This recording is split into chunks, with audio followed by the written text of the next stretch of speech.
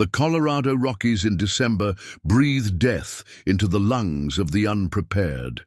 At 11,000 feet above sea level, where the air grows thin and the cold cuts through wool and leather like sharpened steel, winter arrives, not as a season, but as a predator. Here, among the towering peaks that scrape the belly of storm clouds, survival becomes a daily negotiation between human will and nature's absolute indifference. Before we jump back in, tell us where you're tuning in from. And if this story touches, you make sure you're subscribed, because tomorrow I've saved something extra special for you.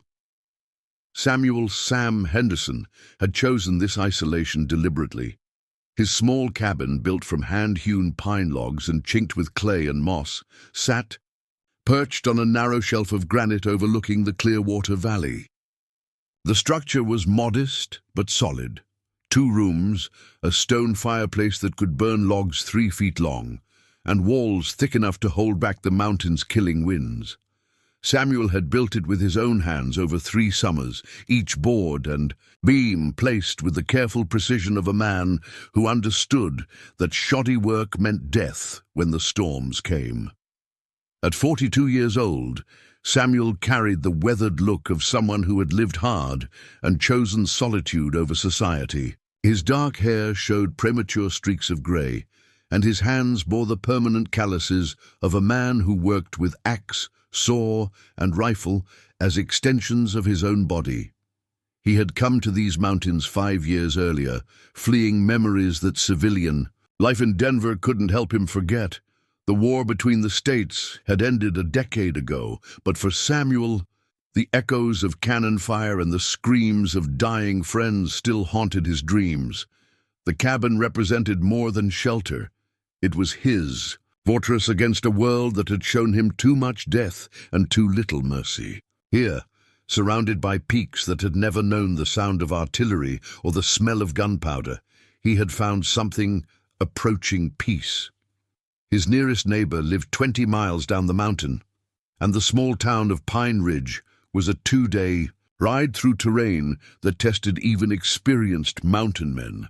Samuel's life had settled into the rhythms that high-altitude survival demanded. Summer meant hunting and gathering, building up stores of meat, vegetables, and firewood that would sustain him through the brutal months ahead.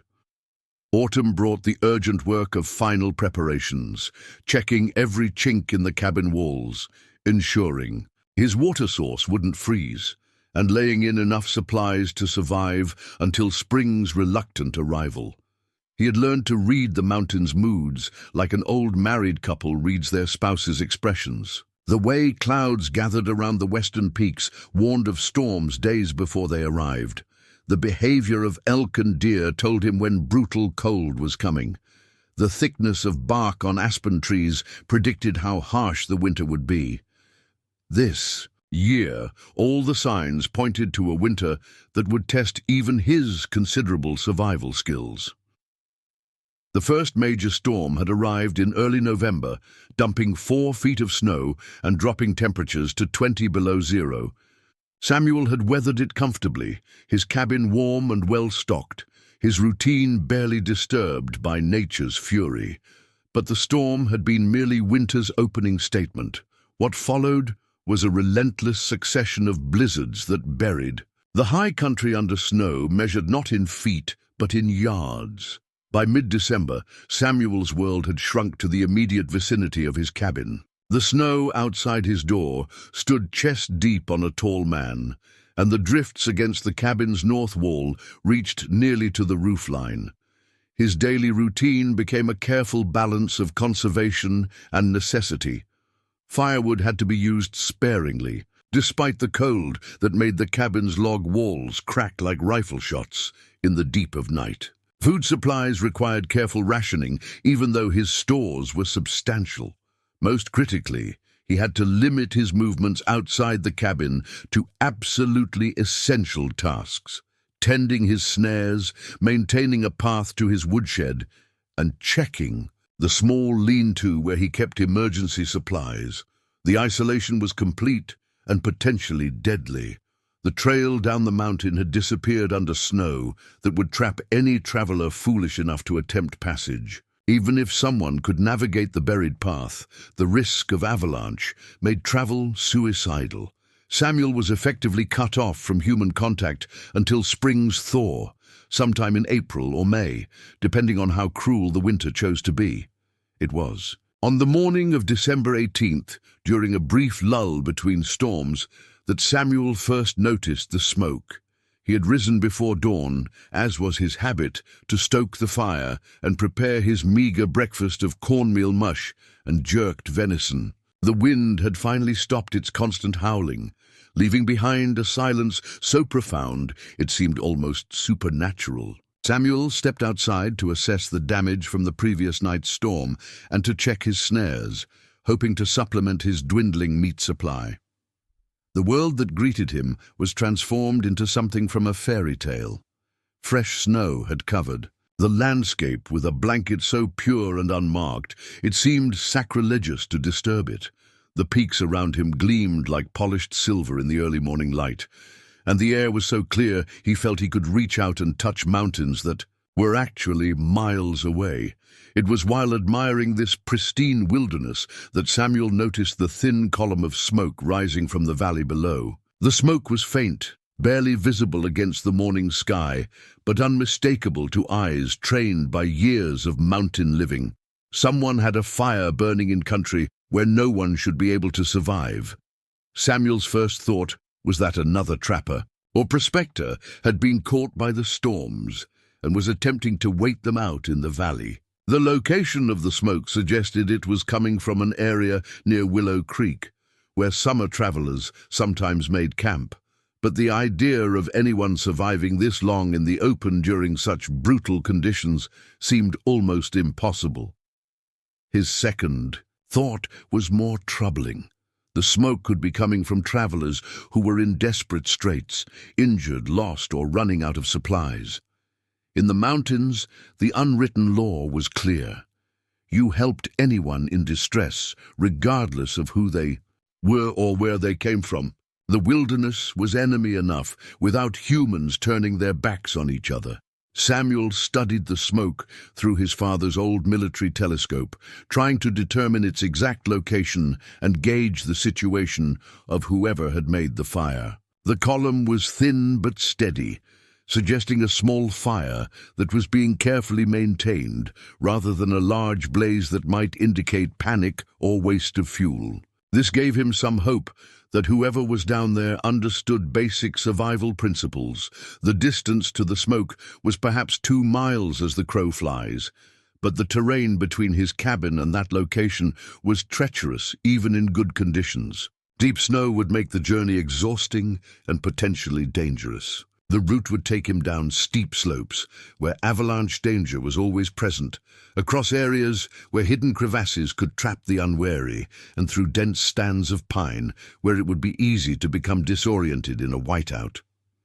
But the smoke continued to rise, steady and persistent, a silent plea for help that Samuel couldn't ignore.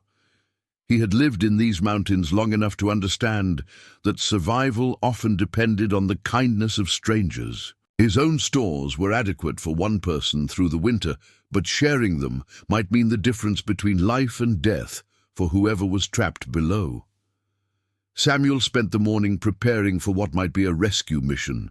He packed emergency supplies, extra blankets, some of his precious jerked meat, a flask of whiskey that could serve as both medicine and warmth, and his medical kit assembled from years of treating his own injuries and ailments. He strapped on his snowshoes, checked his rifle, and filled his pack with items that might be needed to help stranded travelers.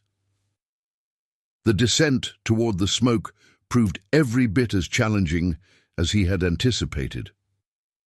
The snow was powdery and unstable, making each step a careful calculation of weight and balance. Several times he had to detour around areas where recent avalanches had left scars of broken trees and tumbled boulders. His progress was measured in yards rather than miles, and the short December day was already beginning to fade when he finally approached the source of the smoke. What Samuel discovered would challenge every assumption he had made about the situation, and set in motion a chain of events that would transform not only his solitary existence, but his understanding of what it meant to be human in a world that seemed designed to break the spirit of anyone who dared to hope for something better than mere survival. Preparing and narrating this story took us a lot of time, so if you are enjoying it, subscribe to our channel. It means a lot to us. Now back to the story. The source of the smoke revealed itself as Samuel crested a small ridge overlooking Willow Creek. Below him, tucked into a natural depression where several large boulders provided windbreak, was a shelter so primitive it barely deserved the name. Branches and pine boughs had been woven together to create a lean-to against the largest boulder, with gaps stuffed with moss and snow to block the wind. A small fire burned in front of the shelter, its smoke rising through an opening carefully, designed to draw properly while conserving precious fuel. What stopped Samuel in his tracks wasn't the ingenuity of the shelter's construction, impressive as it was given the circumstances. It was the figure sitting motionless beside the fire. Even from a distance of 50 yards, Samuel could see that this was no ordinary stranded traveler. The person wore traditional Native American clothing, buckskin leggings, a blanket wrapped around shoulders that seemed too thin to carry the weight of years, and long grey hair that hung loose around a face weathered by decades of mountain weather. Samuel's hand instinctively moved to his rifle. His experiences during the Indian Wars had taught him caution when encountering Native Americans in remote locations. But as he studied the figure more carefully through his telescope, he realized that whatever threat this person might once have posed had been eliminated by circumstances beyond anyone's control. The individual was clearly in the final stages of starvation and exposure. The old man, for Samuel could now see it was indeed an elderly Native American, sat with the perfect stillness of someone conserving every ounce of remaining strength. His breathing was visible in the cold air, but shallow and labored. The blanket around his shoulders was threadbare and patched, providing little protection against temperatures that would kill a healthy person within hours. Most telling was the way he held himself, upright and dignified, despite his obvious suffering, facing his approaching death with a composure that spoke of a lifetime spent understanding that survival was never guaranteed. Samuel found himself facing a decision that went to the core of everything he believed about himself and his place in the world. His years of self-imposed isolation had been built on a simple principle: avoid human contact and human problems. The war had shown him what people were capable of doing to each other, and his retreat to these mountains had been as much about escaping his own capacity for violence as it was about finding peace. But the figure below represented something beyond the complicated politics and bitter hatreds that had driven Samuel into exile. This was simply a human being facing death alone in one of the most unforgiving environments on Earth. The old man's tribe, clothing and customs marked him as Apache, a people Samuel knew primarily through military reports and frontier stories that emphasized their fierce resistance to white settlement. Yet what Samuel saw through his telescope was not a warrior or a threat, but an elder reduced to the most basic human condition: the need for warmth, food, and shelter. The practical considerations were daunting. Samuel's supplies were calculated. For one person surviving the winter, sharing them would put both their lives at risk if the winter proved longer or harsher than expected. His cabin, while sturdy, was small and designed for solitary living. Bringing a stranger into his carefully ordered world would disrupt routines that had kept him alive and relatively sane for 5 years. More troubling were the cultural and political implications. Relations between white settlers and Apache tribes had been marked by decades of violence and mutual mistrust. Even if Samuel helped this elder survive the winter, what would happen when spring came? Would the old man's people see Samuel's assistance as genuine charity, or would they suspect ulterior motives? Would helping one Apache make Samuel a target for those who might view any contact with whites as betrayal? But as Samuel watched the elderly figure maintaining his small fire with movements that spoke of tremendous effort and diminishing strength, the abstract considerations faded in importance. The old man was preparing to die with dignity, but he was also fighting to live with every breath in his body. The combination of acceptance and resistance spoke to something in Samuel that his years of isolation hadn't been able to eliminate. The fundamental human recognition that some situations transcended political differences and cultural barriers. Samuel began his descent toward the makeshift camp, moving slowly and making enough noise to announce his approach. Military experience had taught him that surprising someone in a desperate situation was an excellent way to get shot, stabbed, or otherwise injured by people acting out of pure instinct. He called out when he was still 30 yards away, speaking in English but using a tone that he hoped would convey peaceful intentions. "Hello, the camp. I'm coming down to help." The old man's head turned towards Samuel's voice, but there was no startled movement or defensive posturing. Instead, the elder simply watched Samuel's approach with eyes that seemed to take in everything. Samuel's weapons, his pack, his manner of movement, and most importantly, his intentions. When Samuel was close enough to see the old man's face, clearly, he was struck by the intelligence and dignity that remained undiminished despite the obvious physical deterioration. "You are the smoke maker who lives above," the elder said in accented but clear English. His voice was weak but steady, carrying the formal cadences of someone who had learned the language as an adult but mastered it completely. "I have seen your fire many mornings when the air is clear." Samuel was surprised by the old man's knowledge of his presence, and even more surprised by his fluent English. "Yes, I live up the mountain. I saw your smoke this morning and came to see if you needed help." The elder studied Samuel for a long moment before responding. "I am called Joseph Crow Feather.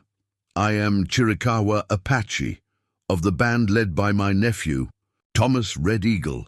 I have been traveling to the sacred places of my people before the snow spirits call me home permanently. The early storms trapped me here." The formal introduction revealed several important things to Samuel. This wasn't a random traveler caught by circumstances, but someone on what appeared to be a spiritual journey. The mention of his nephew as a band leader suggested that Joseph Crow Feather held significant status within his community. Most importantly, his calm acceptance of Samuel's presence indicated that he posed no immediate threat. "My name is Samuel Henderson," he replied, following the elder's example of formal introduction. "I live alone in a cabin about 2 miles from here. You're welcome to share my shelter until the weather breaks." Joseph Crow Feather's expression didn't change, but Samuel caught a flicker of something, surprise perhaps, or evaluation, in the old man's eyes. "You would take an Apache into your home during the hungry months? This is not usual among your people." The question forced Samuel to confront his own motivations. Why was he making this offer? Was it simple humanitarian concern, guilt over past, military actions against native peoples, or something else entirely? "These mountains don't care about the color of a man's skin or the language he speaks," Samuel said finally. "They'll kill anyone who isn't prepared for them. Right now, you need help, and I can provide it." The elder nodded slowly. "Your words have the sound of truth. I accept your offer, Samuel Henderson, with the understanding that I bring nothing to trade except stories and the knowledge of someone who has lived long enough to see many changes in the world." Samuel almost smiled at the elder's formal response. "Stories might be worth more than gold up here. Winters get pretty quiet." What followed was a careful process of helping Joseph Crow Feather prepare for the journey to Samuel's cabin.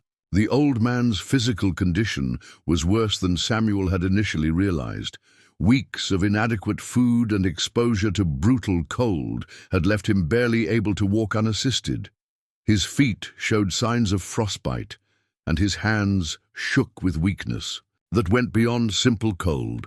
Samuel redistributed the contents of his pack, using some of his emergency supplies to provide immediate nutrition and warmth for the elder. He wrapped Joseph in his spare blanket and helped him consume small amounts of jerky and heated water, being careful not to overwhelm a stomach that had been empty for too long. The journey back to the cabin became an exercise in patience and determination. Joseph Crowfeather's pride wouldn't allow him to be carried, but his physical condition required frequent rest stops and careful assistance over difficult terrain. Samuel found himself admiring the old man's stubborn refusal to surrender completely to his circumstances, even as he worried about whether they would both survive the trek. As they made their slow progress up the mountain, Samuel couldn't shake the feeling that he was crossing more than just physical distance. Every step took him further from the carefully controlled solitude he had maintained for 5 years and closer to complications he couldn't predict or control. But watching Joseph Crowfeather's determined struggle against the mountain's attempt to claim his life, Samuel realized that some complications were worth embracing. The cabin, when it finally came into view through the swirling snow of another approaching storm, looked smaller and more isolated than ever. But it also represented something Samuel hadn't considered in years: the possibility of genuine human connection that transcended the bitter divisions that had driven him into exile. Whether that possibility would prove to be salvation or disaster remained to be seen, but for the first time since coming to these mountains, Samuel was no longer facing the winter alone. The first week of cohabitation nearly killed them both, though not from cold or starvation. The challenge came from two proud, solitary men learning to exist in a space barely large enough for one person's routines, let alone the complex negotiations required when every action affected someone else's survival. Samuel had grown accustomed to the rhythms of solitary living, rising before dawn to tend the fire, preparing meals according to his own preferences and timing, and moving through his small domain with the unconscious efficiency of someone who never had to consider another person's needs or space. Joseph Crowfeather, despite his weakened condition, carried the habits of a lifetime spent in communal settings, where every action was governed by protocols that ensured harmony within the group. The cabin's main room measured 12 feet by 16 feet, with Samuel's sleeping area separated from the common space by a hanging blanket. The addition of a second person transformed the cozy refuge into something approaching a cramped prison cell. Every movement required negotiation. Every meal became an exercise in rationing resources that had seemed adequate for one person, but now appeared dangerously limited. Every conversation carried the weight of cultural differences that neither man fully understood. Joseph spent the first 3 days recovering from his ordeal in the mountains, sleeping 18 hours a day and eating small portions of whatever Samuel prepared. But as his strength began to return, his personality emerged from the fog of near-death exhaustion. Samuel discovered that he had rescued not just an elder in distress, but a man with definite opinions about everything from the proper way to maintain a fire to the correct method for preparing venison. "You burn your wood too fast," Joseph observed on his 4th morning in the cabin, watching Samuel load fresh logs into the fireplace. "The heat escapes through the chimney instead of warming the stones that will hold warmth through the night."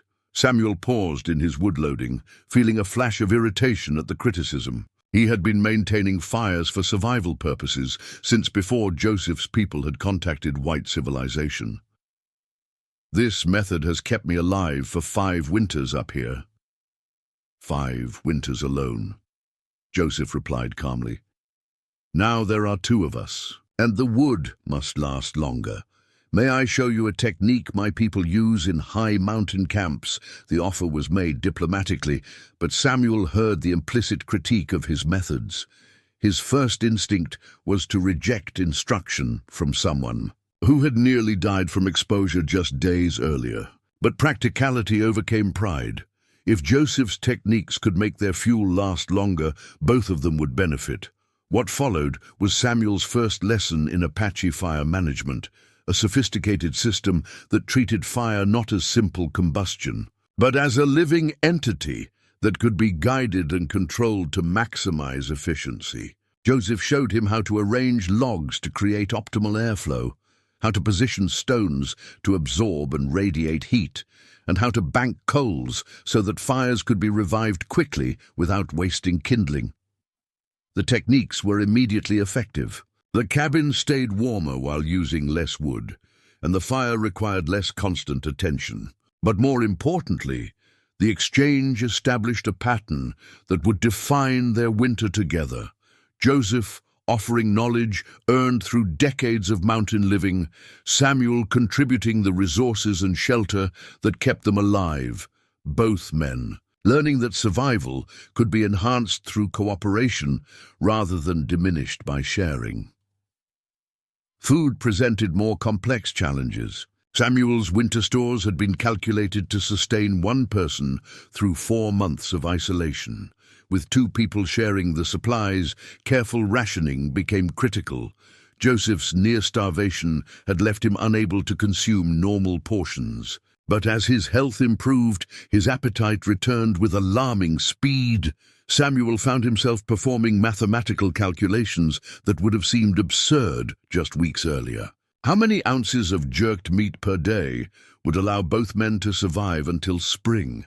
How could they supplement their stores with fresh protein when deep snow made hunting nearly impossible? How long could they maintain their current consumption? Right before reaching the point where both would begin the slow slide toward starvation, Joseph proved surprisingly helpful in addressing these challenges. His knowledge of winter survival techniques included methods for maximizing nutrition from limited food sources. He showed Samuel how to make bone broth that extracted every nutrient from animal bones, how to prepare pine needle tea that provided essential vitamins missing from their preserved food diet, and how to set snares in locations where small game might still be active despite the snow. More valuable still was Joseph's understanding of how to make food satisfying even when portions were small. He knew combinations of spices and preparation methods that could make the same ingredients feel like different meals. His stories, told during their evening meals, transported them mentally from the cabin's confines to vast landscapes where abundance was possible and hunger was temporary rather than constant. "Among my people," Joseph said one evening as they shared a modest supper of cornmeal mush and dried vegetables, "we tell stories about the winter spirits who test human beings to see if they are worthy of spring's return. The spirits send cold and hunger not to destroy, but to teach patience and appreciation for life's gifts." Samuel found these evening stories unexpectedly comforting. Joseph's narratives weren't just entertainment. They were frameworks for understanding hardship as something other than simple suffering. The Apache perspective on winter as a time of testing rather than endurance gave their shared struggles a dignity that Samuel had never experienced during his previous years of solitary survival.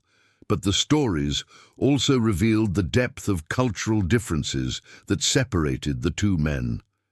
Joseph's worldview was fundamentally communal, built on the assumption that individual survival was always connected to group welfare. Samuel's approach to life had been shaped by military experience and frontier individualism that emphasized self-reliance above all other virtues. These differences created moments of friction that could have escalated into serious conflict. Samuel's habit of making decisions without consultation clashed with Joseph's expectation that major choices would be discussed and agreed upon by all affected parties. Joseph's tendency to offer advice about Samuel's methods implied a level of intimacy that made the younger man uncomfortable. The breaking point came during their second week together, when Samuel decided to venture outside during a brief break in the weather to check his snares and gather firewood. He prepared for the expedition according to his established routine, gathering equipment and supplies without mentioning his plans to Joseph. "You go alone into the storm between storms," Joseph observed as Samuel prepared to leave. "This is not wise when the snow spirits are only resting." Samuel paused at the door, feeling his irritation rise. Joseph's criticism felt like an attack on his competence, particularly since Samuel had been surviving these conditions successfully for years. "I've been making these trips since before you arrived. I know how to read the weather." "Yes," Joseph replied calmly, "but now if something happens to you, I also die. Your survival is no longer only your concern." The simple statement hit Samuel like a physical blow. In his focus on maintaining his established routines, he had failed to consider how his death would affect Joseph. The elder was still too weak to survive alone, and Samuel's winter preparations hadn't included instructions for someone else to maintain the cabin in his absence. For the first time since Joseph's arrival, Samuel truly understood what sharing survival meant. It wasn't just dividing resources or splitting work. It was accepting responsibility for another person's life while trusting them with your own. The realization was both terrifying and oddly liberating. "You're right," Samuel said, removing his heavy coat. "We need to plan this together." What followed was their first genuine collaboration in survival planning. Joseph contributed knowledge of weather signs that Samuel had never learned to read. Samuel provided detailed information about the terrain around the cabin and the location of resources that might be accessible even in deep snow. Together, they developed contingency plans for various scenarios and established signals that would allow them to communicate across distances if they became separated. The expedition itself became a shared adventure rather than Samuel's solitary routine. Joseph's knowledge of animal behavior helped them locate game trails that led to successful snares. His understanding of plant identification allowed them to gather emergency food sources that Samuel had never recognized as edible. Most importantly, his companionship transformed the dangerous trek from an ordeal to be endured into an experience that could be enjoyed despite its challenges. When they returned to the cabin that evening, both men carried more than firewood and fresh meat. They carried the beginning of genuine partnership, a recognition that their survival depended not just on individual skills, but on their ability to combine different kinds of knowledge and experience into something stronger than either could achieve alone. That night, as they sat beside their perfectly managed fire, sharing a meal that stretched their limited supplies through Apache cooking techniques, Samuel realized that his carefully constructed isolation had been replaced by something he hadn't expected to find again: the possibility of friendship that transcended the barriers that had once seemed insurmountable. January arrived with a vengeance that made the previous storms seem like gentle warnings. For 6 straight days, the wind screamed across the peaks with supernatural fury, driving snow horizontally and creating drifts that buried familiar landmarks under 20 feet of white death.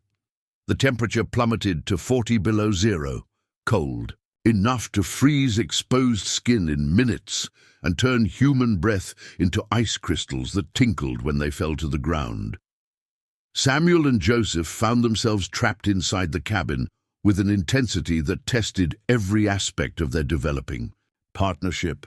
The woodpile they had so carefully managed was being consumed at an alarming rate just to maintain survivable temperatures.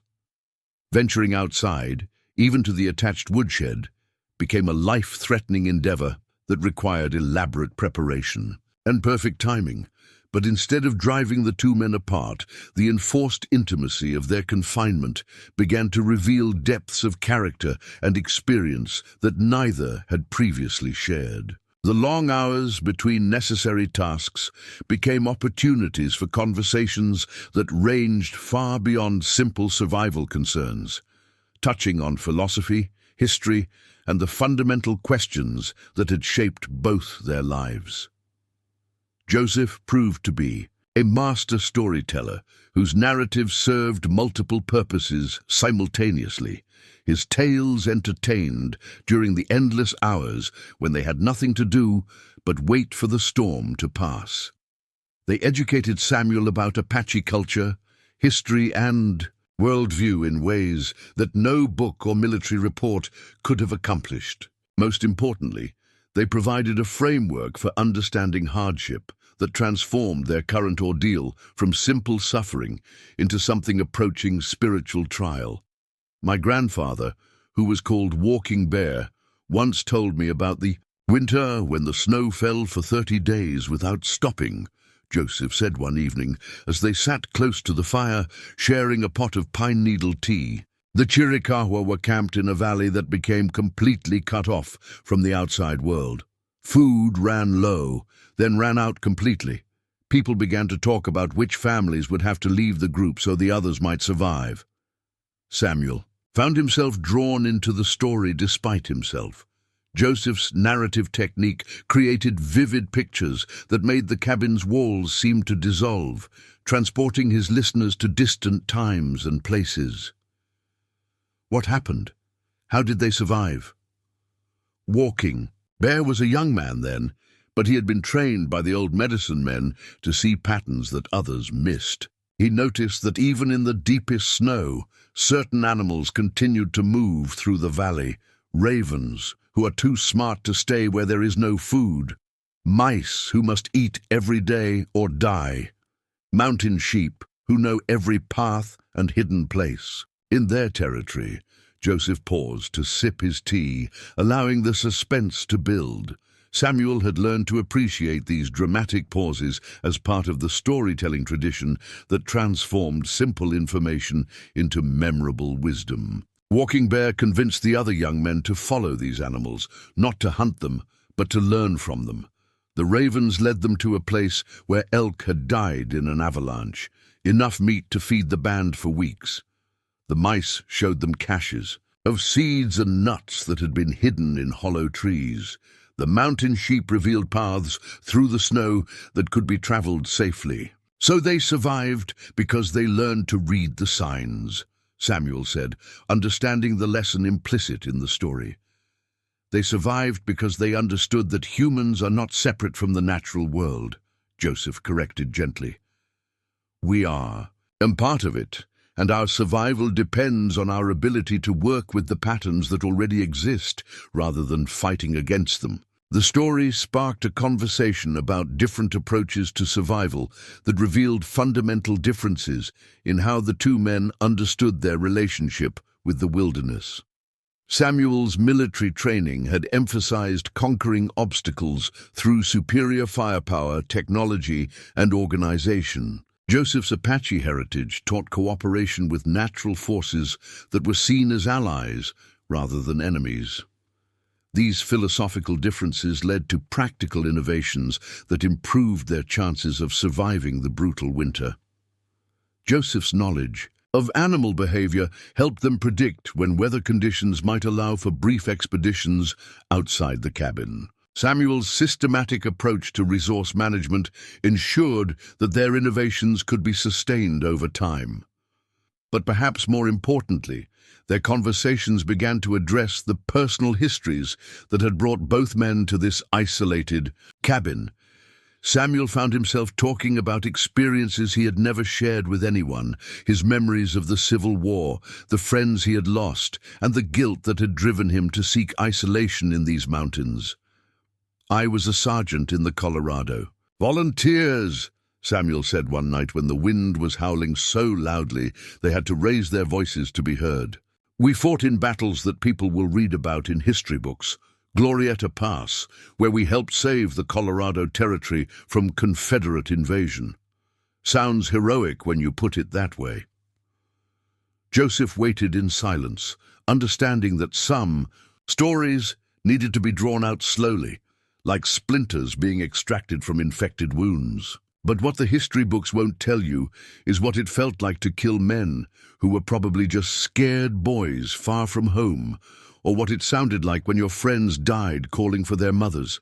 They won't mention how you carried the smell of gunpowder and blood in your nostrils for months after the fighting ended. Samuel stared into the fire, seeing faces that only he could remember.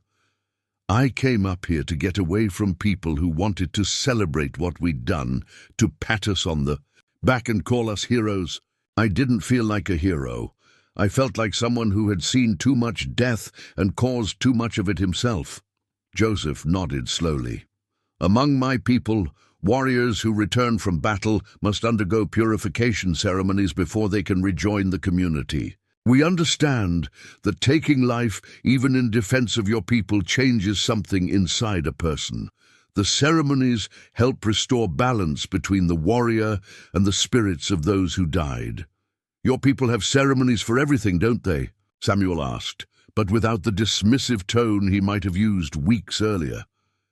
We have ceremonies because we have learned that life is too sacred to be approached carelessly, Joseph replied.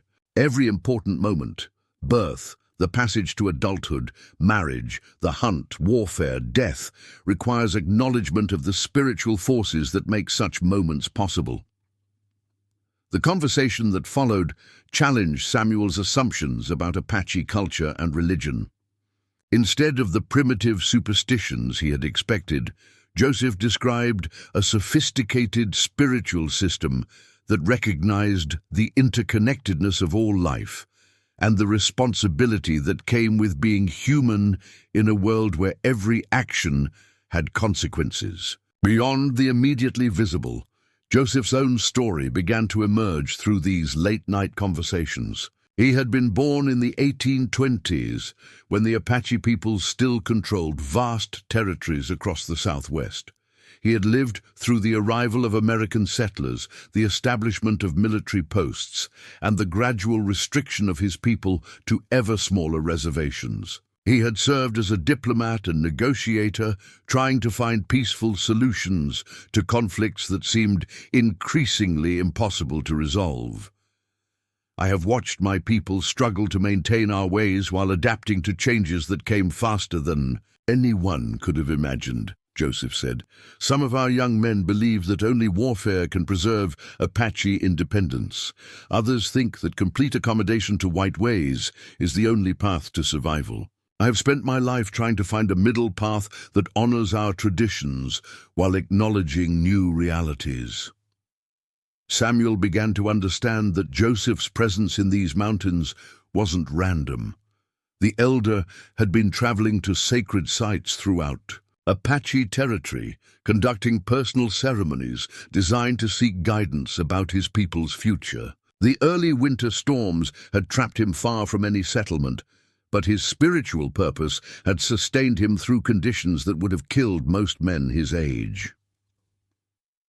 You mentioned your nephew, Thomas Red Eagle, Samuel said. Is he one of the leaders trying to find that middle path?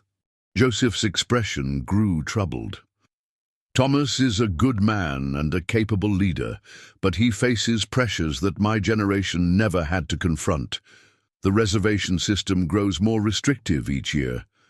Our young people lose touch with traditional ways, while the white world offers them few opportunities for advancement. Thomas must find solutions that satisfy both Apache elders who remember the old freedoms and young warriors who see only injustice in the current situation. The weight of responsibility that Joseph carried became clear to Samuel.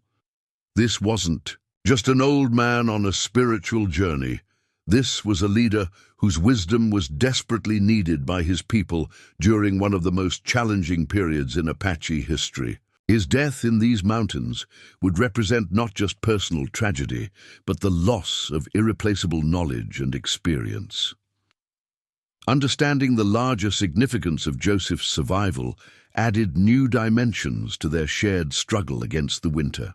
Samuel began to see their partnership not just as mutual aid between two individuals, but as a small-scale example of the cooperation that might be possible between their respective peoples. As January deepened and the storms continued their relentless assault on the cabin, both men found themselves changed by the enforced intimacy of their situation. Samuel's rigid self-reliance had been softened by exposure to Apache concepts of community responsibility. Joseph's formal diplomatic reserve had relaxed into genuine friendship with someone whose cultural background had initially marked him as a potential enemy. The transformation wasn't complete or without conflict. Both men retained deeply ingrained attitudes that sometimes clashed, but the foundation for something unprecedented had been established, a relationship that transcended racial and cultural boundaries through shared experience and mutual respect. Neither man fully understood the significance of what was developing between them, but both sensed that their winter together was creating something that would extend far beyond the spring thaw that still seemed impossibly distant. February brought a deceptive calm that masked the most dangerous period of their winter ordeal. The violent storms that had raged through January subsided into a pattern of steady, relentless snowfall that added inches daily to drifts that already reached the cabin's eaves. The temperature stabilized at a brutal 15 below zero, cold enough to kill, but not so extreme as to make brief outdoor work impossible. This apparent improvement in conditions created new challenges that tested Samuel and Joseph's partnership in ways the dramatic storms had not. The steady snowfall required daily maintenance to prevent the cabin from being completely buried. Ice dams formed along the roof edges, threatening to collapse the structure under accumulated weight. Most critically, their carefully rationed food supplies had reached the point where both men were losing weight, despite their best efforts at conservation. Samuel found himself performing calculations that occupied his mind during the long, dark hours when sleep wouldn't come. By his most optimistic estimates, their remaining stores would last another 6 weeks at current consumption rates. But spring in the high country rarely arrived before late April, and some years it didn't come until May. The mathematics were inexorable and terrifying. They were going to run out of food before winter released its grip on the mountains. Joseph seemed less concerned about these practical calculations, a difference in attitude that initially frustrated Samuel but gradually revealed itself as a different kind of wisdom. Where Samuel saw problems to be solved through careful planning and resource management, Joseph saw challenges that required patience, adaptability, and trust in forces beyond human control. "You count days like a merchant counts coins," Joseph observed one morning as Samuel made notes in his journal about food consumption. But winter doesn't follow the calendar any more than rivers follow straight lines. Sometimes the snow spirits decide to leave early. Sometimes they stay late to test our character more thoroughly.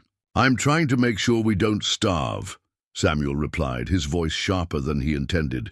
The constant worry about their dwindling supplies was wearing on his nerves in ways that mere physical hardship had not. "Yes, and that is important. Work," Joseph acknowledged.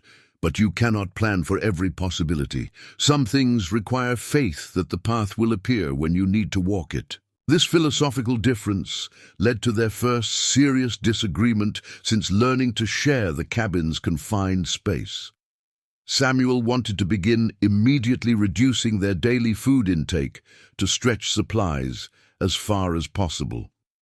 Joseph argued for maintaining current consumption levels while actively seeking alternative food sources that the mountain might provide even in winter's depths. "You're asking us to gamble our lives on finding food sources that may not exist," Samuel said during a heated discussion that consumed an entire evening.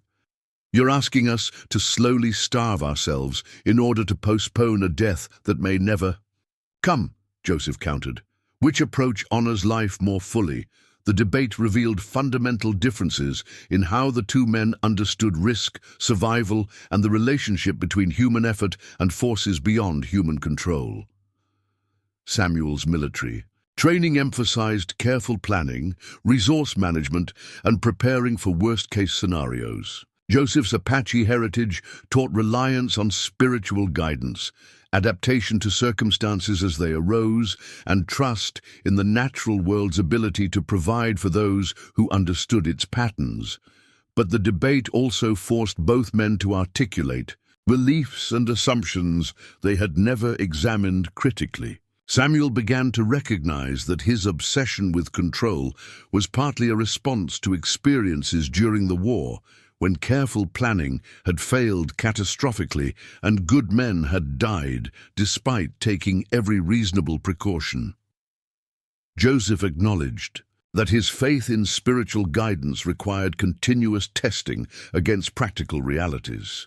The resolution came through compromise that honored both approaches. They would maintain current food consumption for another week while implementing Joseph's knowledge of winter food sources. If alternative sources proved inadequate, they would begin rationing according to Samuel's calculations. If Joseph's methods succeeded, they would continue seeking natural supplements to their stored supplies. Joseph's knowledge of winter survival proved more extensive than Samuel had imagined. The elder knew locations where certain plants remained accessible even under deep snow, techniques for processing bark and roots that could provide essential nutrients, and methods for attracting small game that remained active throughout the coldest months. More importantly, Joseph understood the psychological dimensions of survival that military training had never addressed. He knew how to maintain hope and purpose during extended periods of hardship, how to find meaning in suffering that might otherwise drive people to despair, and how to sustain social bonds under conditions that tested every human relationship. "My people have a saying," Joseph explained, as they prepared for their first joint expedition to seek winter food sources. "The mountain teaches patience to those who listen, but it destroys those who demand immediate answers. We must move carefully, watch closely, and be ready to learn from whatever we discover." Their expedition took them through terrain that Samuel had never explored during his 5 years in these mountains. Joseph led them to places where geography created microclimates that supported life even in winter's grip. South-facing slopes where sunlight concentrated its warmth, natural hot springs that kept small areas free of snow, and rock formations that provided shelter for both plants and animals. Samuel watched in amazement as Joseph identified food sources that had been invisible to his untrained eye. Inner bark from certain trees could be ground into nutritious flour. Rose hips that had survived the cold provided essential vitamins. Dried berries still clung to bushes in locations protected from wind and heavy snow. Most remarkably, Joseph's understanding of animal behavior allowed them to locate game that Samuel would never have found on his own.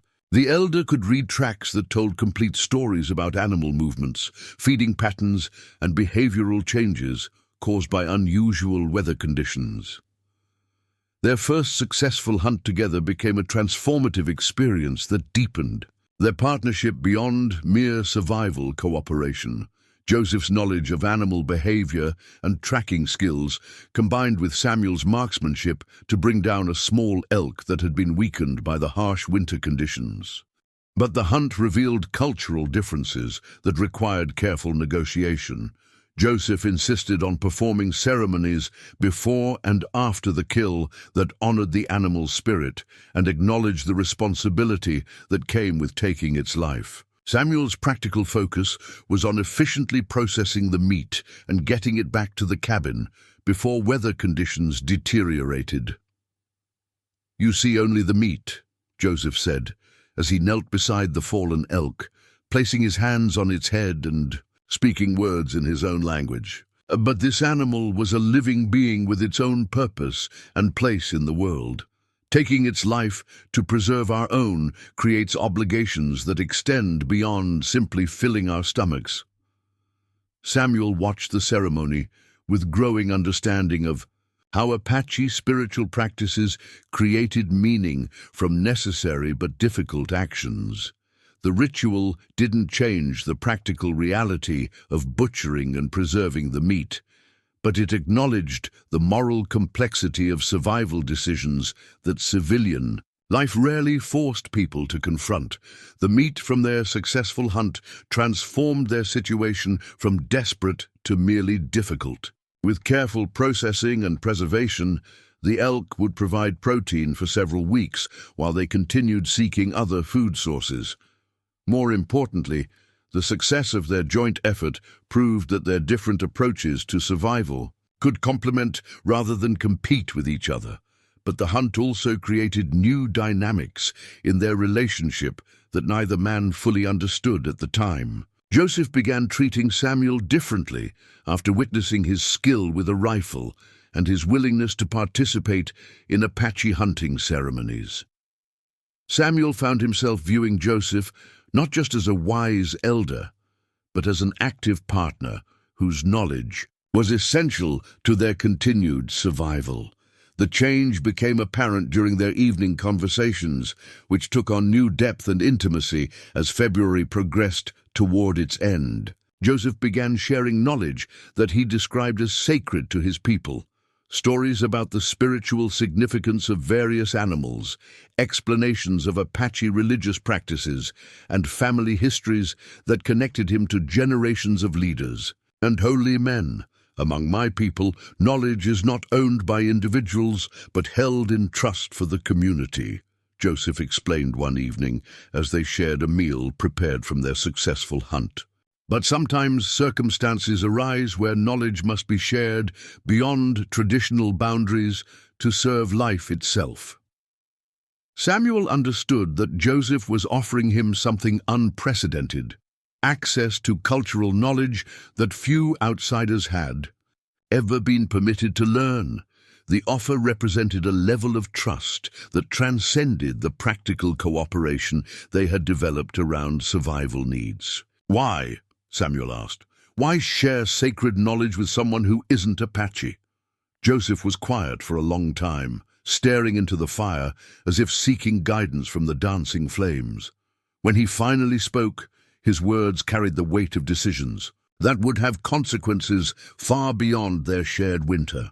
"Because you have shown me that the divisions between peoples are not as absolute as many believe. Because your actions have demonstrated values that my people honor even when they come from someone of different blood. Because I believe the spirits have brought us together for purposes larger than either of us can understand." The conversation that followed extended deep into the night, ranging over topics that challenged both men's assumptions about race, culture, and the possibilities for understanding between peoples who had been taught to view each other as enemies. By the time they banked the fire and prepared for sleep, something fundamental had shifted in their relationship. Samuel understood that he was no longer simply hosting a stranded traveler through a difficult winter. He had become the recipient of cultural knowledge that carried responsibilities extending far beyond personal survival. Joseph had made a decision that could have profound implications for his standing within his own community, choosing to trust an outsider with information that many Apache elders guarded jealously. Neither man spoke of it directly, but both sensed that their winter together was creating bonds that would extend far beyond the spring thaw. The question that remained unspoken was what those bonds would mean when the outside world intruded on their mountain sanctuary. March arrived with subtle signs that only men intimately familiar with mountain rhythms could recognize. The quality of light changed first, not brighter but somehow less harsh, carrying hints of warmth that had been absent for months. The wind shifted from the relentless Arctic blast that had dominated winter to variable patterns that suggested the great weather systems were beginning their seasonal dance toward spring.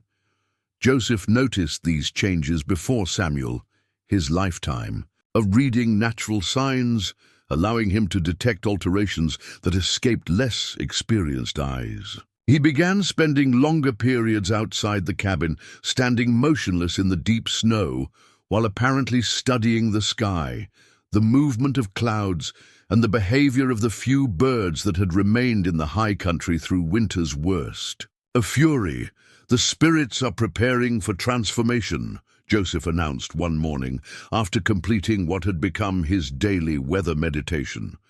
The snow will continue for many days yet, but its purpose is changing from punishment to cleansing. Soon we will see the first messengers of the awakening season. Samuel had learned to trust Joseph's weather predictions, which had proven consistently more accurate than his own attempts to forecast mountain conditions. But the elders' talk of spiritual forces and seasonal transformations still made him uncomfortable.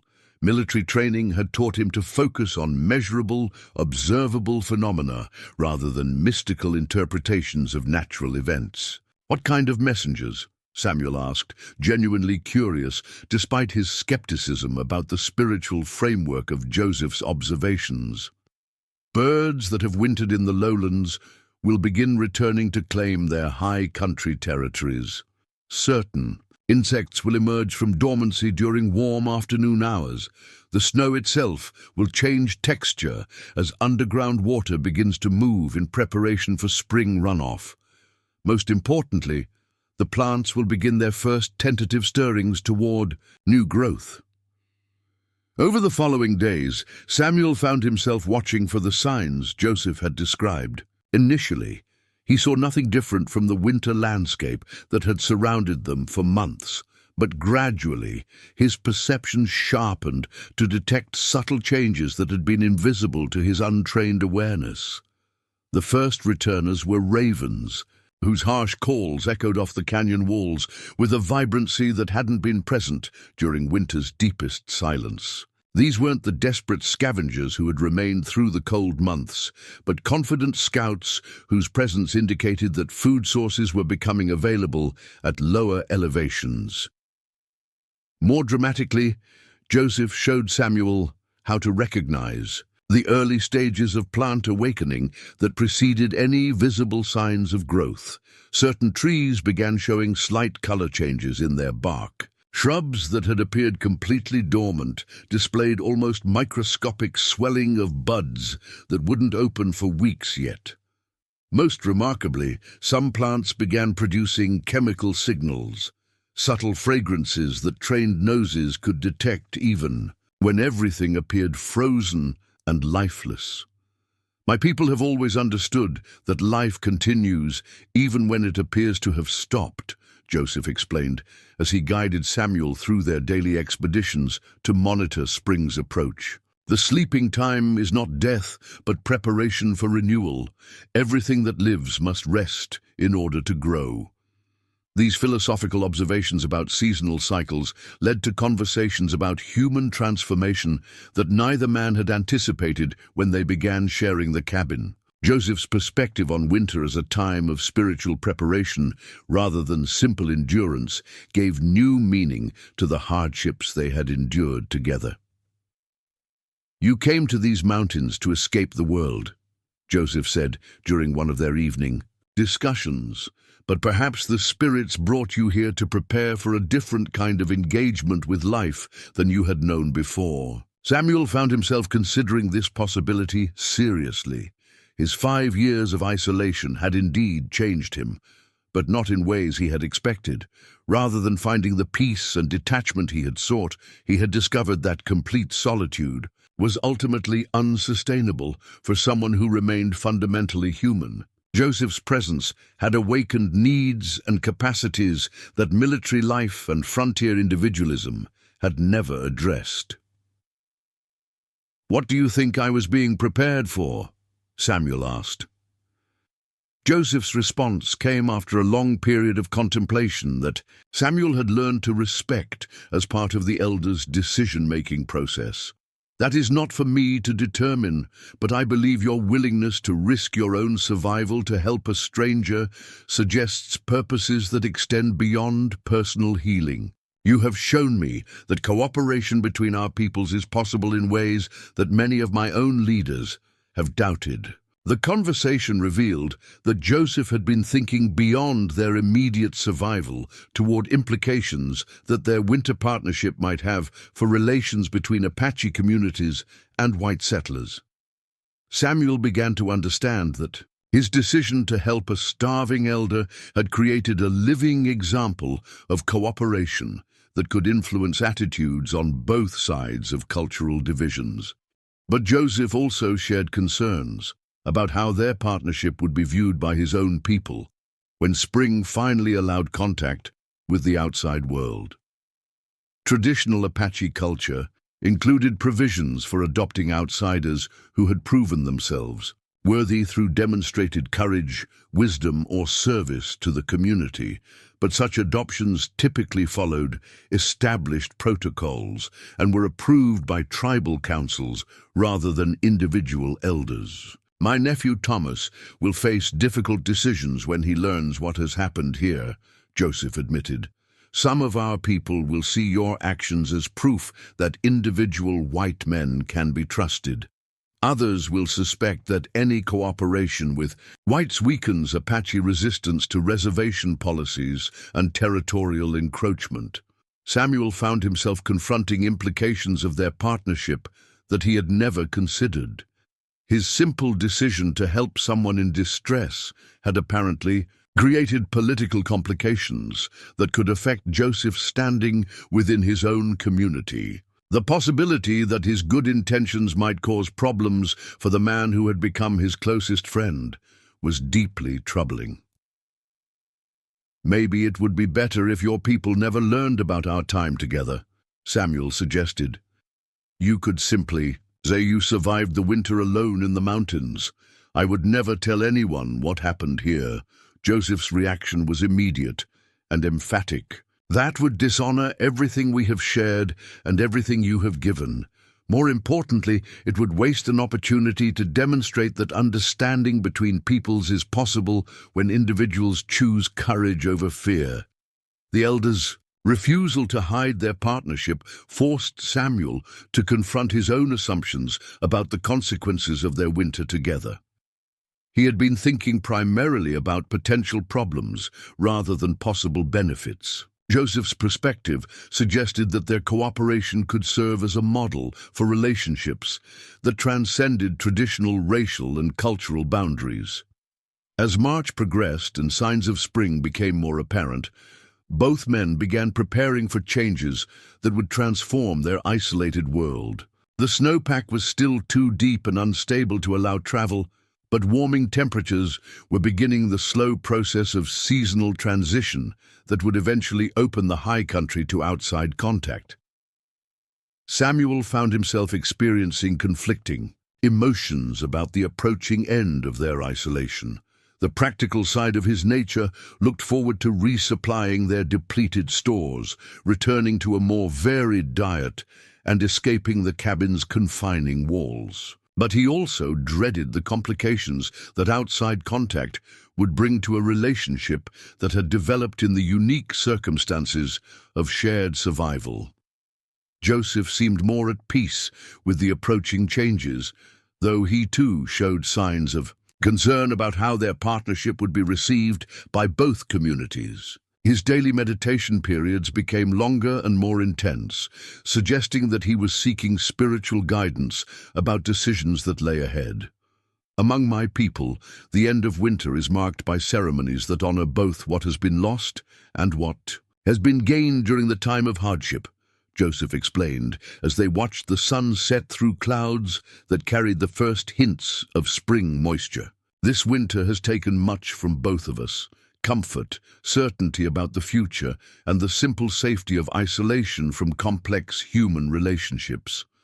Samuel nodded, understanding the truth of Joseph's observation. Their winter together had, indeed, stripped away many of the assumptions and defenses that had defined their previous lives. But it has also given us something that neither of us possessed before, Joseph continued. We have learned that the divisions between peoples are not as absolute as we were taught to believe. We have discovered that survival can be enhanced, rather than threatened by cooperation across cultural boundaries. Most importantly, we have proven to ourselves that trust can develop even between individuals whose peoples have been enemies. The conversation marked a turning point in how both men understood their winter experience. Rather than simply enduring hardship until normal life could resume, they had participated in something that might have lasting significance for their own lives and potentially for the relationship between their peoples.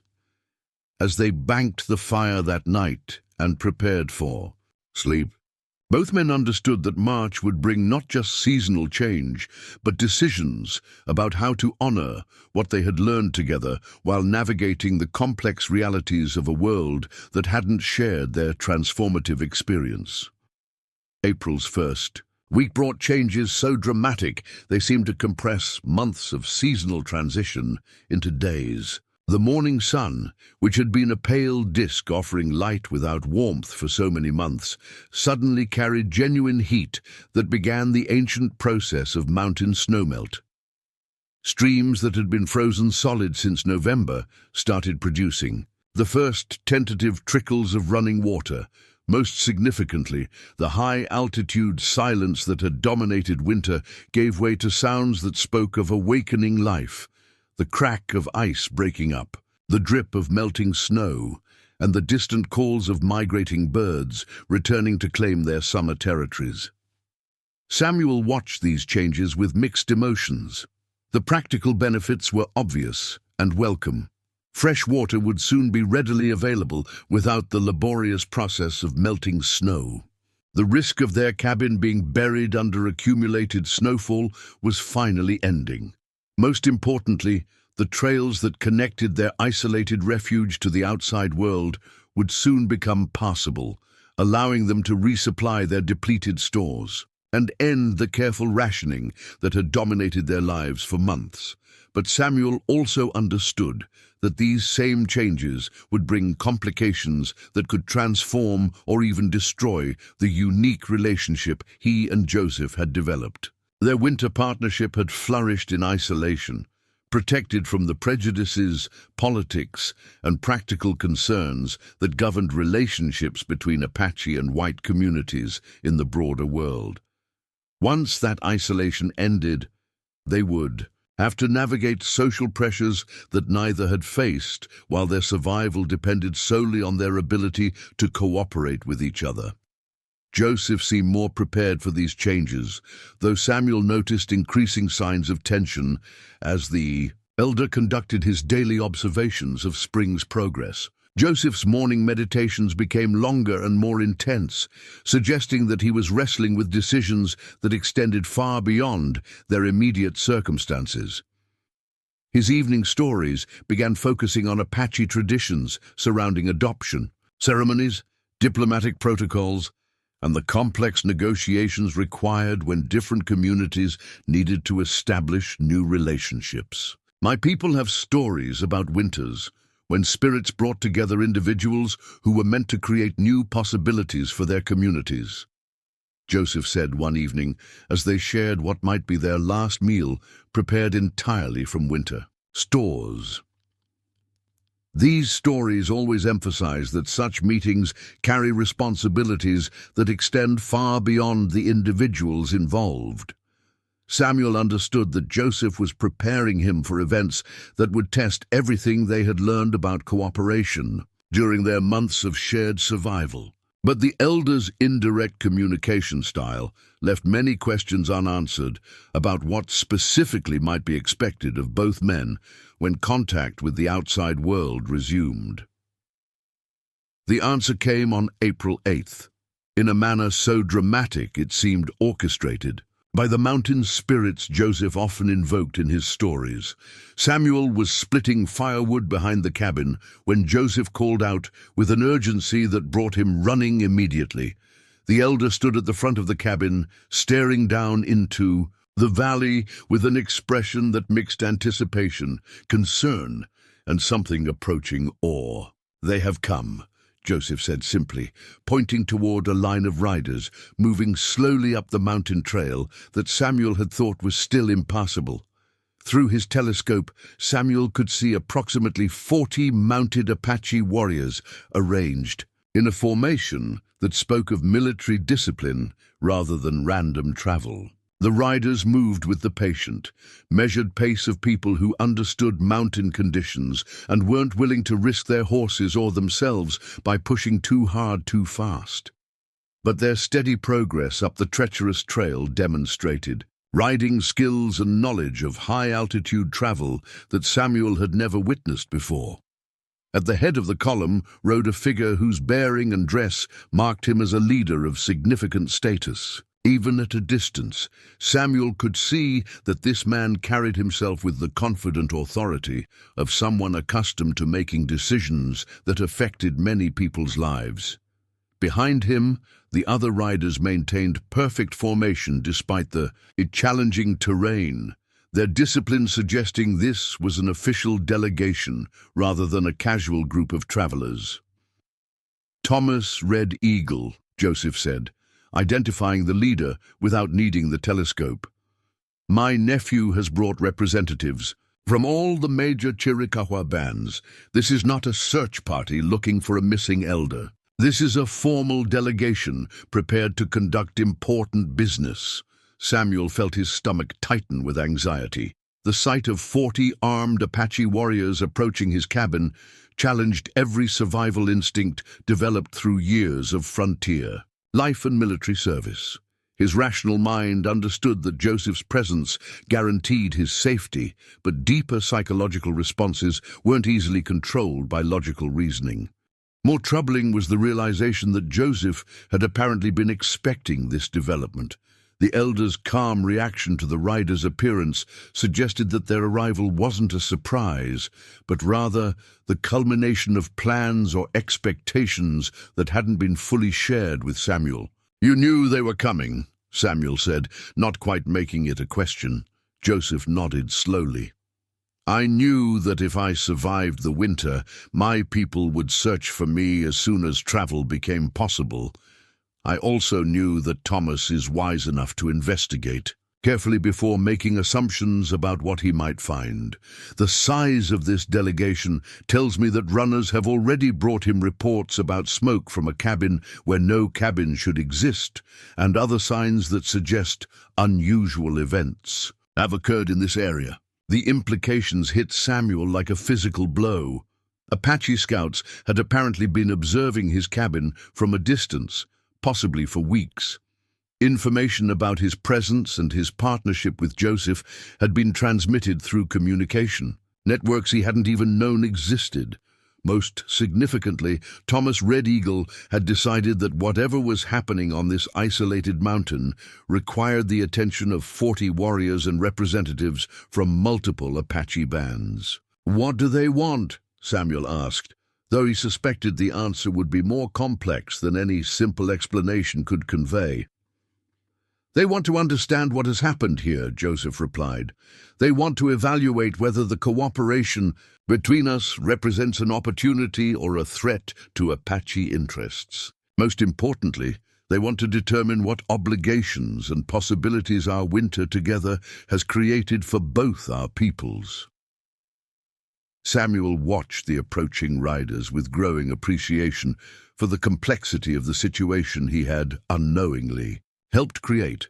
His simple decision to help a stranded traveler had apparently generated consequences that required formal diplomatic attention from Apache leadership. The 40 warriors weren't coming as a war party or a rescue mission. They were coming as witnesses to something unprecedented that might have implications for future relations between Apache and white communities. As the delegation drew closer, Samuel could see details that revealed the significance of this gathering. Many of the riders carried ceremonial items, decorated lances, special blankets, and other objects that weren't part of ordinary traveling equipment.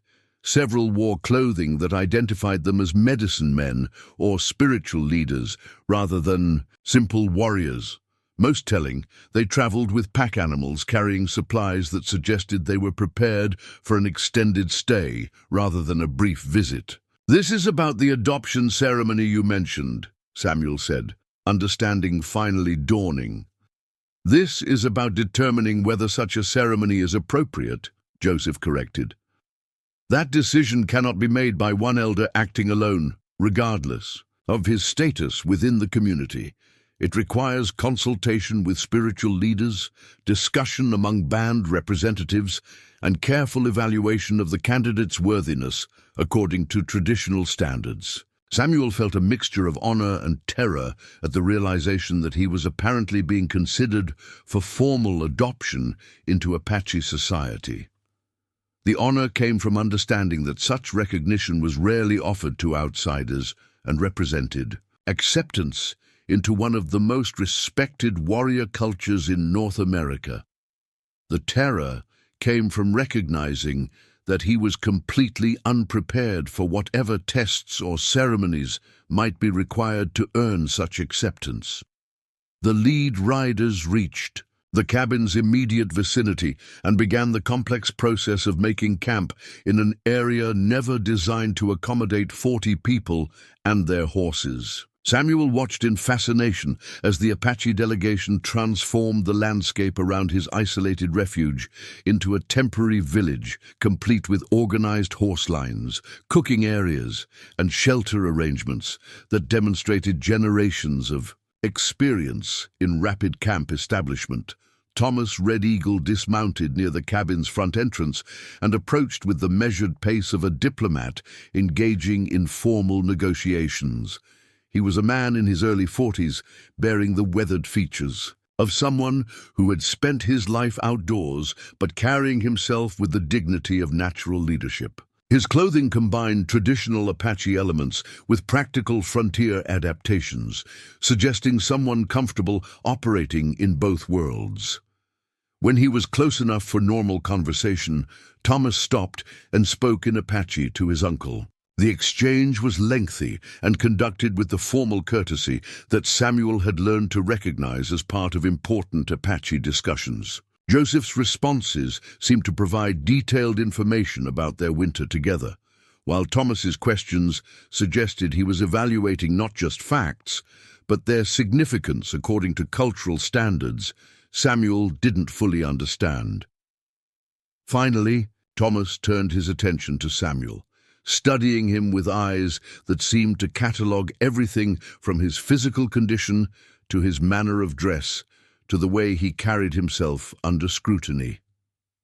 When he spoke, his English was as fluent as Joseph's, but carried the authority of someone accustomed to speaking on behalf of his people. "Samuel Henderson," Thomas said, making Samuel's name sound both familiar and significant.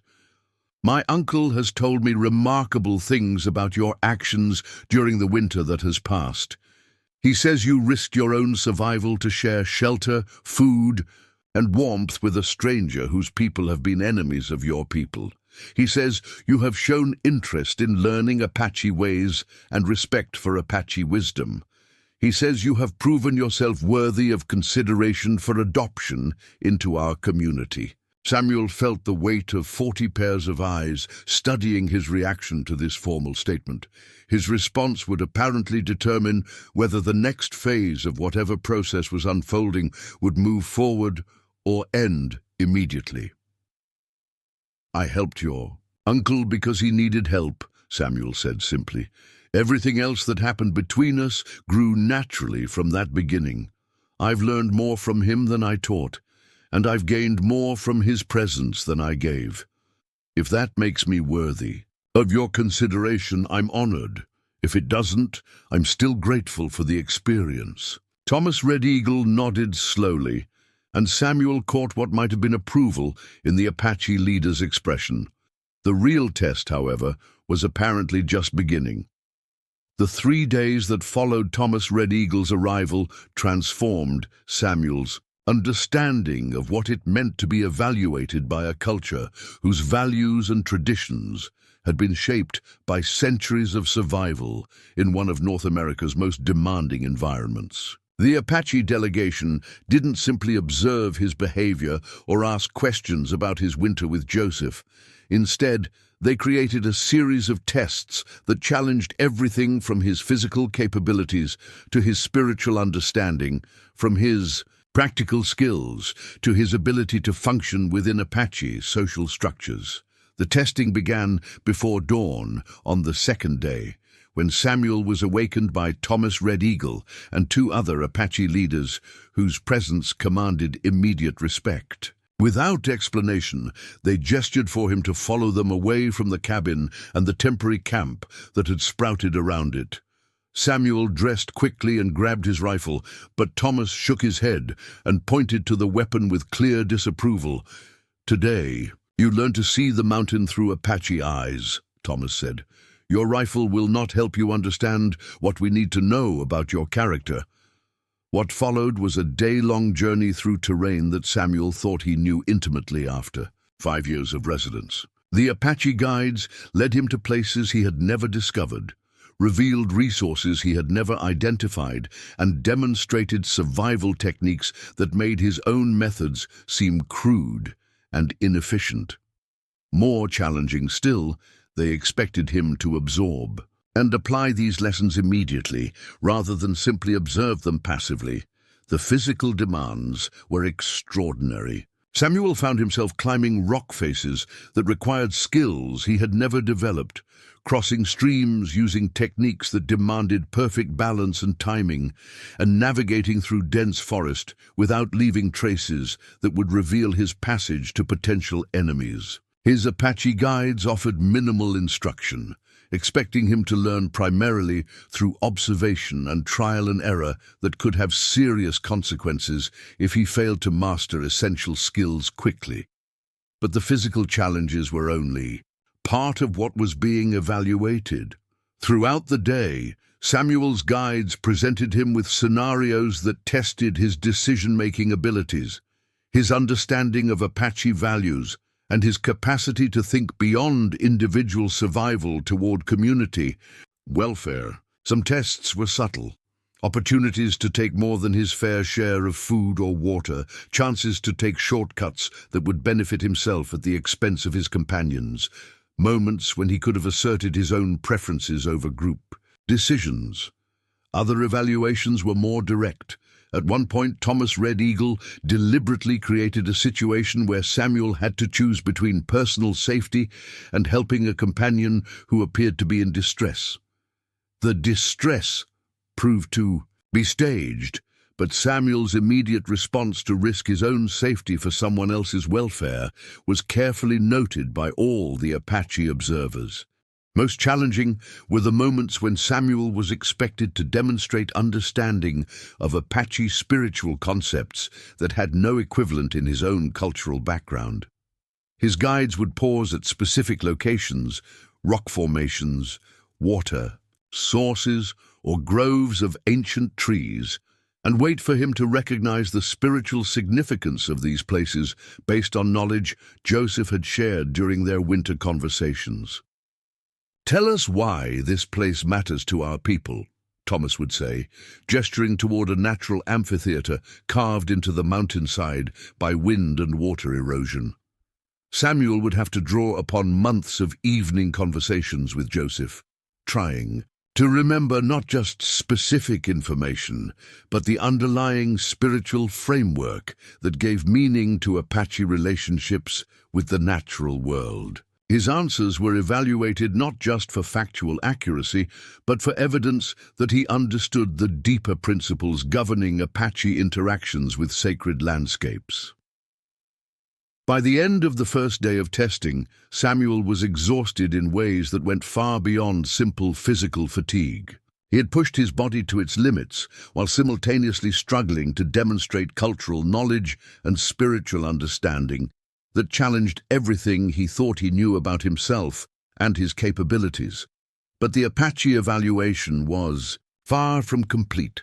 The second day focused on his ability to function within Apache social structures, requiring him to participate in group activities that demanded cooperation, consensus building, and subordination of individual preferences to collective decisions. Samuel found himself helping to construct temporary shelters using traditional techniques, participating in food preparation that followed complex protocols, and engaging in group discussions conducted according to Apache diplomatic procedures.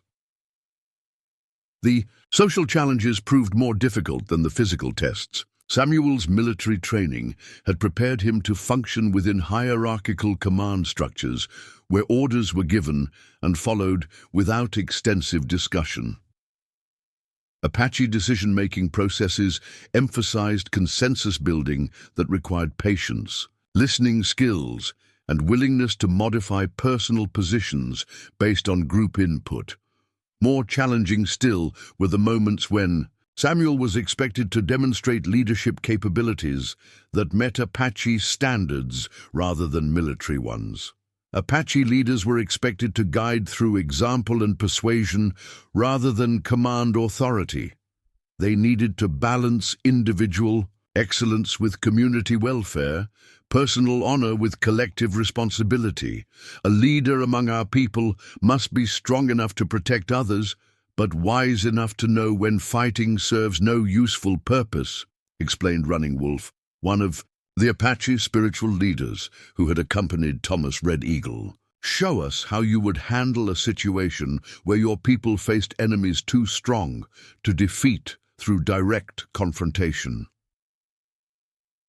The hypothetical scenarios continued throughout the day, each one designed to evaluate Samuel's judgment, wisdom, and ability to think strategically about complex problems that had no simple solutions. His responses were scrutinized not just for tactical soundness, but for evidence that he understood Apache values regarding courage, honor, and responsibility to future generations.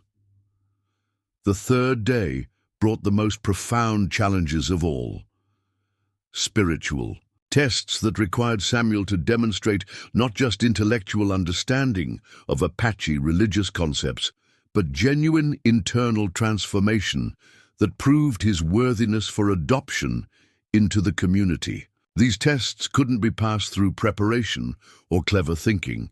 They required authentic spiritual development that either existed or didn't.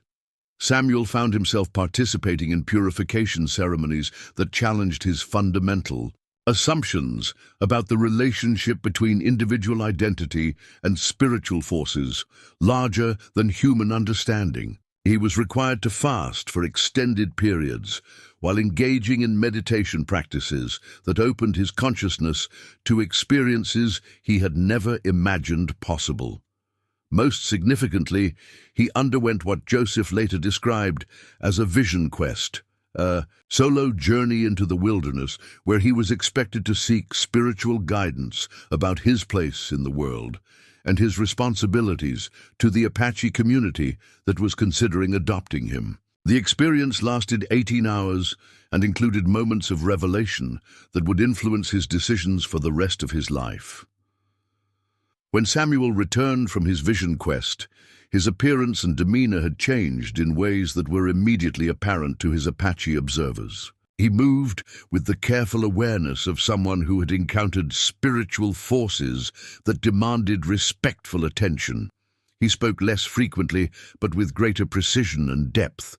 Most importantly, he demonstrated the kind of quiet confidence that Apache culture associated with individuals who had successfully navigated major spiritual transitions.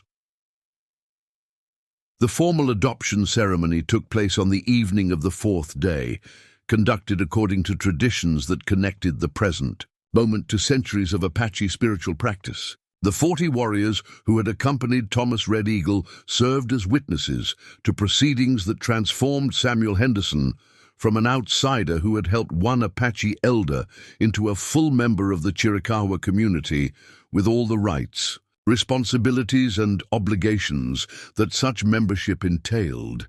The ceremony itself was elaborate and deeply moving, incorporating elements that honored both Samuel's original identity and his new status within Apache society. He was given a new name, Mountain Walker, that reflected both his ability to survive in high-altitude wilderness and his willingness to bridge the gap between different communities. He received traditional clothing, weapons, and ceremonial items that marked his transition from outsider to family member. But the most significant moment came when Thomas Red Eagle presented him with official adoption papers, documents recognized by both Apache tribal authorities and United States territorial government that formally established Samuel's new legal and cultural status. The papers represented something unprecedented in the history of Apache-white relations: legal recognition of voluntary adoption that created genuine equality between individuals from different racial and cultural backgrounds. "You are now our brother, in all ways that matter to our people," Thomas Red Eagle declared as the ceremony concluded. "Your survival is our concern, your honor is our responsibility, and your wisdom will contribute to decisions that affect our community's future. The mountain spirits have witnessed your transformation, and no earthly power can undo what has been accomplished here." Samuel accepted the adoption papers with hands that trembled from emotion rather than cold. The document represented far more than legal status change. It was proof that human beings could transcend the artificial divisions that seemed to make cooperation between different peoples impossible. As spring advanced and the high country opened to normal travel, Samuel faced choices about how to use his new status and the unprecedented relationships it represented. He could return to white society carrying knowledge and connections that might help prevent the conflicts that seemed increasingly likely between Apache communities and territorial authorities. He could remain permanently with his adopted Apache family, contributing his skills and experience to their survival and prosperity. Or he could attempt something that no one had tried before: serve as a genuine bridge between communities that desperately needed to find alternatives to the cycle of violence and mistrust that had dominated their relationship for decades. The cabin that had sheltered him through his transformation remained standing as spring turned toward summer, but it was no longer a refuge from human contact. Instead, it had become a meeting place where representatives from different communities could come together to explore possibilities that neither could achieve alone. Samuel Henderson had entered the winter as a lonely veteran seeking escape from a world that had shown him too much death and too little hope. He emerged as Mountain Walker, carrying adoption papers that represented something revolutionary: proof that understanding between peoples was possible when individuals chose courage over fear, cooperation over conflict, and love over the bitter divisions that had seemed insurmountable.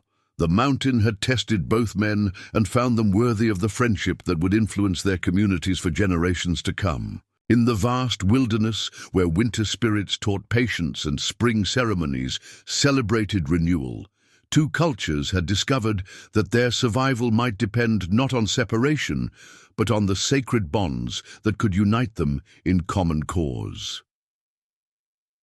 6 months after his adoption ceremony, Samuel Henderson, now legally known as Mountain Walker in both Apache tribal records and United States territorial documents, found himself facing challenges that no amount of wilderness survival training could have prepared him for. His unique position as the first white man formally adopted into the Chiricahua Apache Nation had made him a figure of intense interest to government officials, military commanders, tribal leaders, and settlers throughout the Colorado Territory. The attention was both opportunity and burden. Every conversation carried the weight of representing not just his own views, but the possibilities for peaceful coexistence between communities that had been locked in cycles of mistrust and violence for decades. Every decision he made was scrutinized for evidence of whether genuine cooperation between Apache and white societies was possible, or whether his adoption had been merely an isolated gesture without broader significance. Samuel's first major test in his new role came when Territorial Governor William Crawford requested a meeting to discuss matters of mutual interest to all parties concerned with maintaining peace and prosperity in our shared region. The formal language couldn't disguise the fact that government officials were deeply concerned about Apache activities throughout the territory, and hoped that Samuel's unique status might provide insights that conventional intelligence gathering had failed to produce.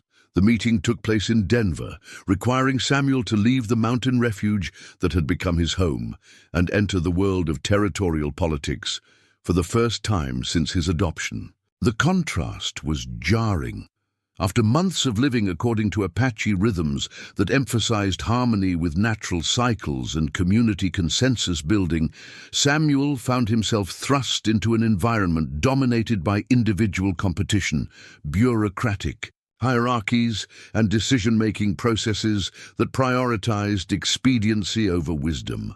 Governor Crawford proved to be a pragmatic politician whose primary concern was avoiding conflicts that might damage his political career or disrupt the territorial economy. He viewed Samuel's adoption as a potentially valuable diplomatic tool, rather than a genuine transformation deserving respect on its own terms. Mr. Henderson, or should I say mountain walker, your unique position makes you invaluable to territorial interests, Crawford said during their initial meeting. You have access to Apache leadership that our military commanders have never achieved. You understand their thinking processes, their planning methods, their strengths and weaknesses. This knowledge could prevent conflicts that would cost lives and money on both sides. Samuel recognized immediately that the governor was asking him to serve as a spy rather than a genuine mediator. The request demonstrated a fundamental misunderstanding of both Apache culture and the nature of the trust that had been placed in him through adoption. More troubling still, it revealed that territorial authorities still viewed Apache communities as problems to be managed rather than peoples with legitimate rights and interests that deserved respectful consideration. Governor Crawford, Samuel, replied carefully, "My adoption into Apache society wasn't a political arrangement designed to serve territorial interests. It was recognition of personal relationships and shared values that developed through genuine cooperation.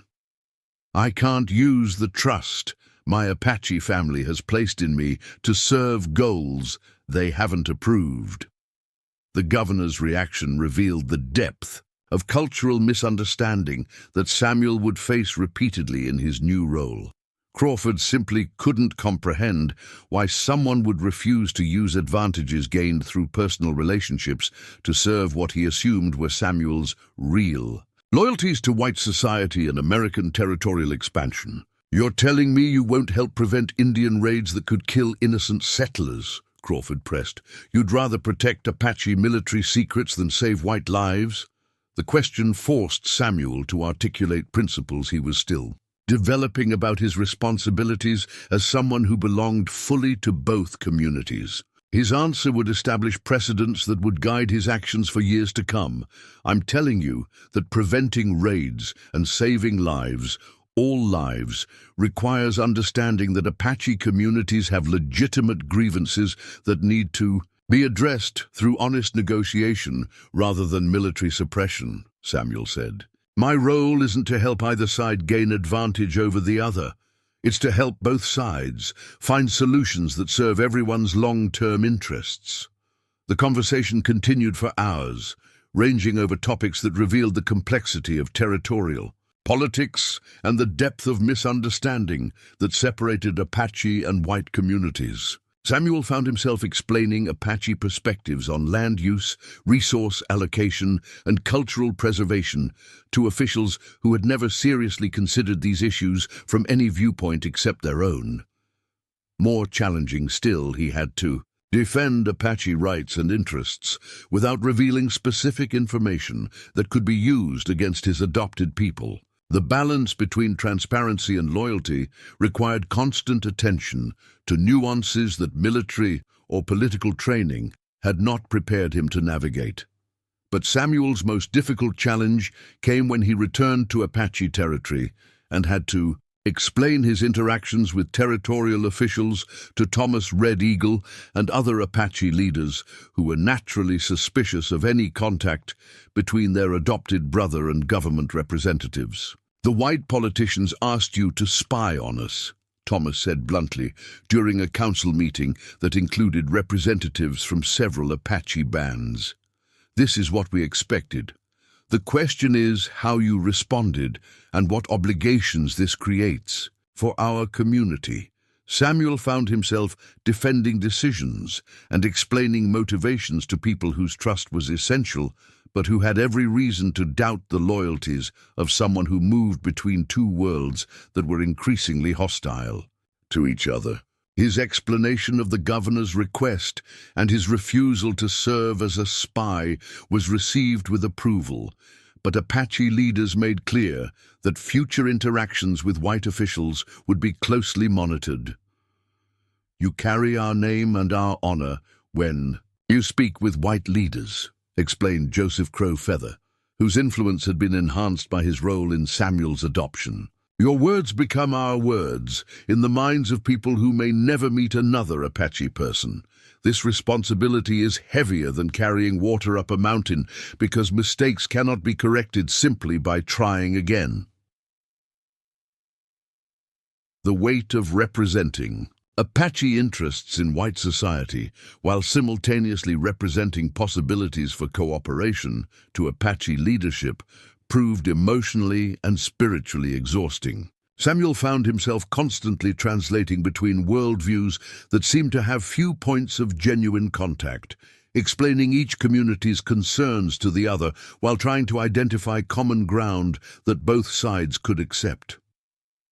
His efforts began to show results when a crisis erupted that threatened to destroy the fragile peace that had existed in the territory for several months. A group of young Apache warriors, frustrated by reservation restrictions and inspired by news of successful raids in other territories, had begun planning attacks on settler communities that would inevitably trigger massive military retaliation.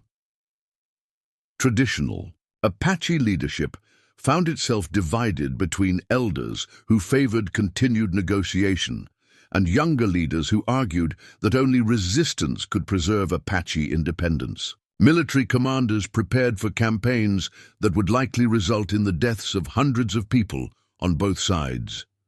Territorial officials began demanding federal intervention that could escalate local conflicts into regional warfare. Samuel found himself uniquely positioned to address the crisis because he understood the legitimate concerns driving both sides toward violence while possessing credibility with leaders who trusted him to represent their interests fairly. But success would require him to risk relationships with both communities by proposing solutions that neither side had initially considered acceptable.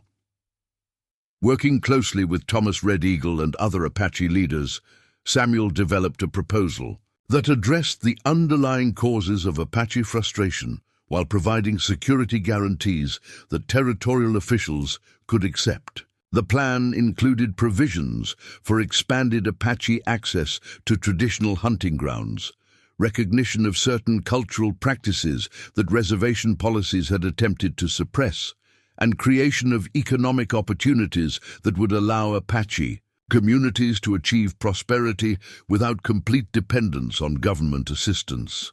In exchange, Apache leadership would commit to preventing raids by young warriors, cooperating with territorial authorities to apprehend individuals who violated agreed-upon boundaries, and participating in regular meetings designed to address problems before they escalated into violence. The proposal required months of careful negotiation with leaders on both sides who initially viewed any compromise as betrayal of their community's essential interests. Samuel found himself traveling constantly between Apache camps and territorial offices, explaining and defending elements of the agreement that challenged assumptions both sides had held for years. The breakthrough came when Governor Crawford agreed to a face-to-face meeting with Thomas Red Eagle and other Apache leaders, the first such diplomatic contact in the territory's history. Samuel served as translator and mediator during discussions that revealed the depth of misunderstanding that had contributed to years of conflict, while also demonstrating possibilities for cooperation that neither side had previously imagined. Your people want safety and prosperity for their families, Thomas Red Eagle told the governor through Samuel's translation. Our people want the same things. The differences are in how we define safety and what we understand as prosperity. These differences can be negotiated if both sides are willing to acknowledge that the other's concerns are legitimate. The agreement that emerged from these negotiations wasn't perfect, and it didn't resolve all the issues that divided Apache and white communities, but it established precedents for peaceful conflict resolution that would influence territorial policy for decades to come. Most importantly, it proved that individuals like Samuel, who understood both communities, could serve as effective bridges when both sides were willing to prioritize long-term peace over short-term advantages.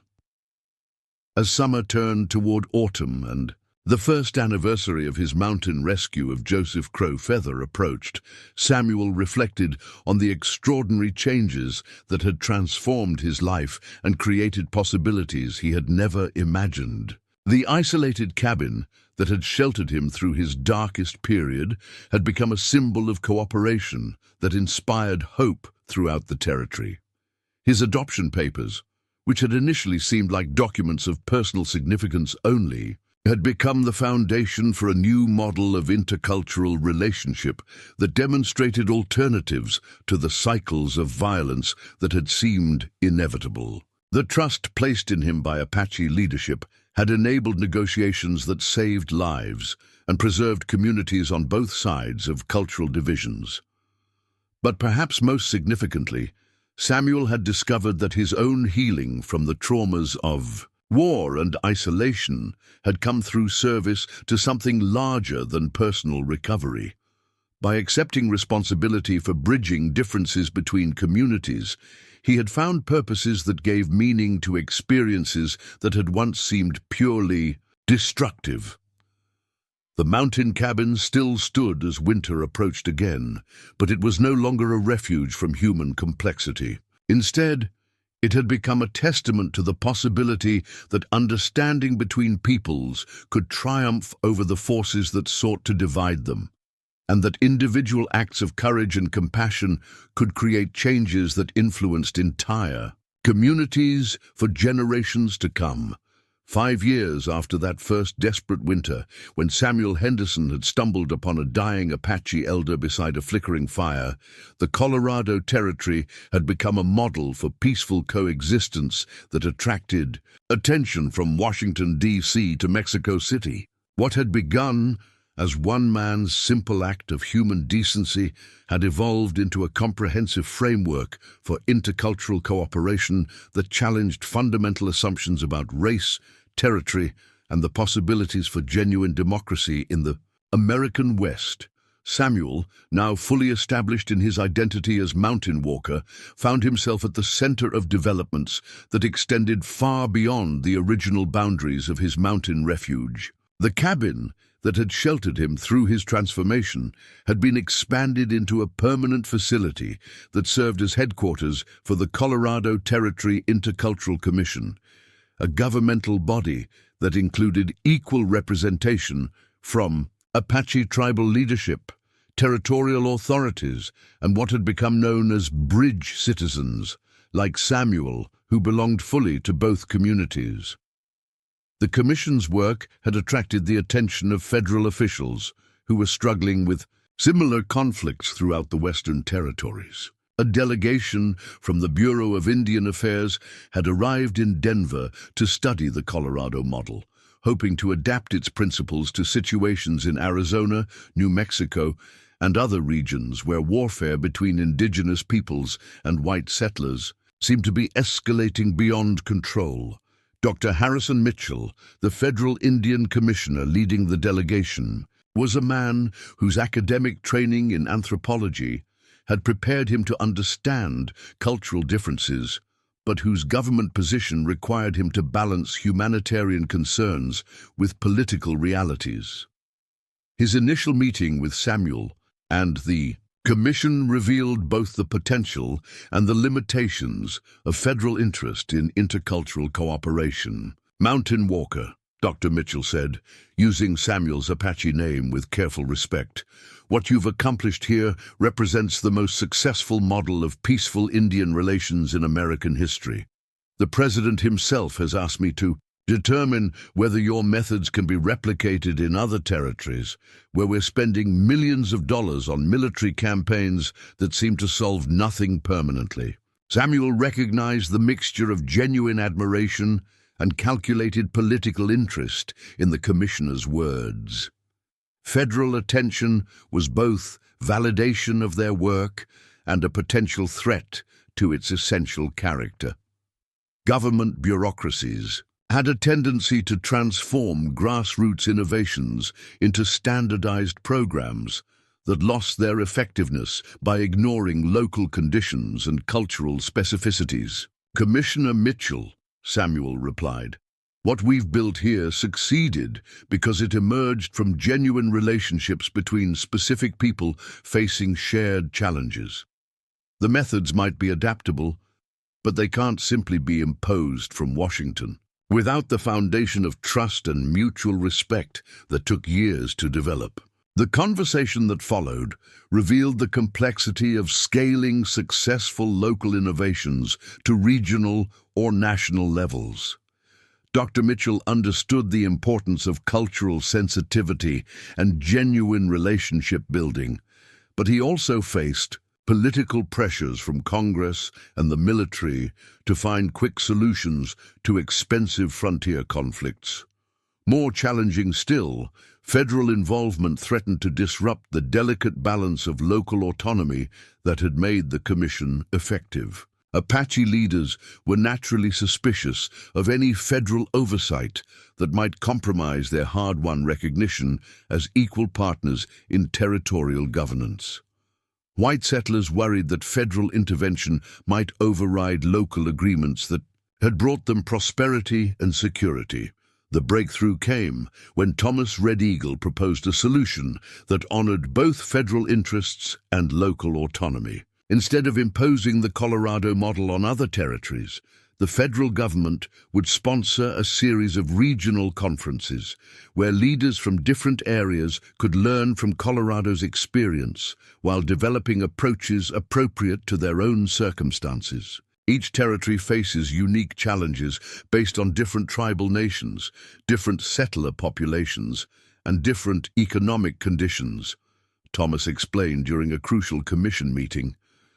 But the principles we've learned about building trust, sharing resources, and resolving conflicts peacefully can be adapted to serve many different situations. The regional conference proposal required months of careful planning and diplomatic preparation. Samuel found himself traveling throughout the Western Territories, meeting with tribal leaders, territorial governors, military commanders, and business representatives to explain the Colorado model and assess whether local conditions might support similar innovations.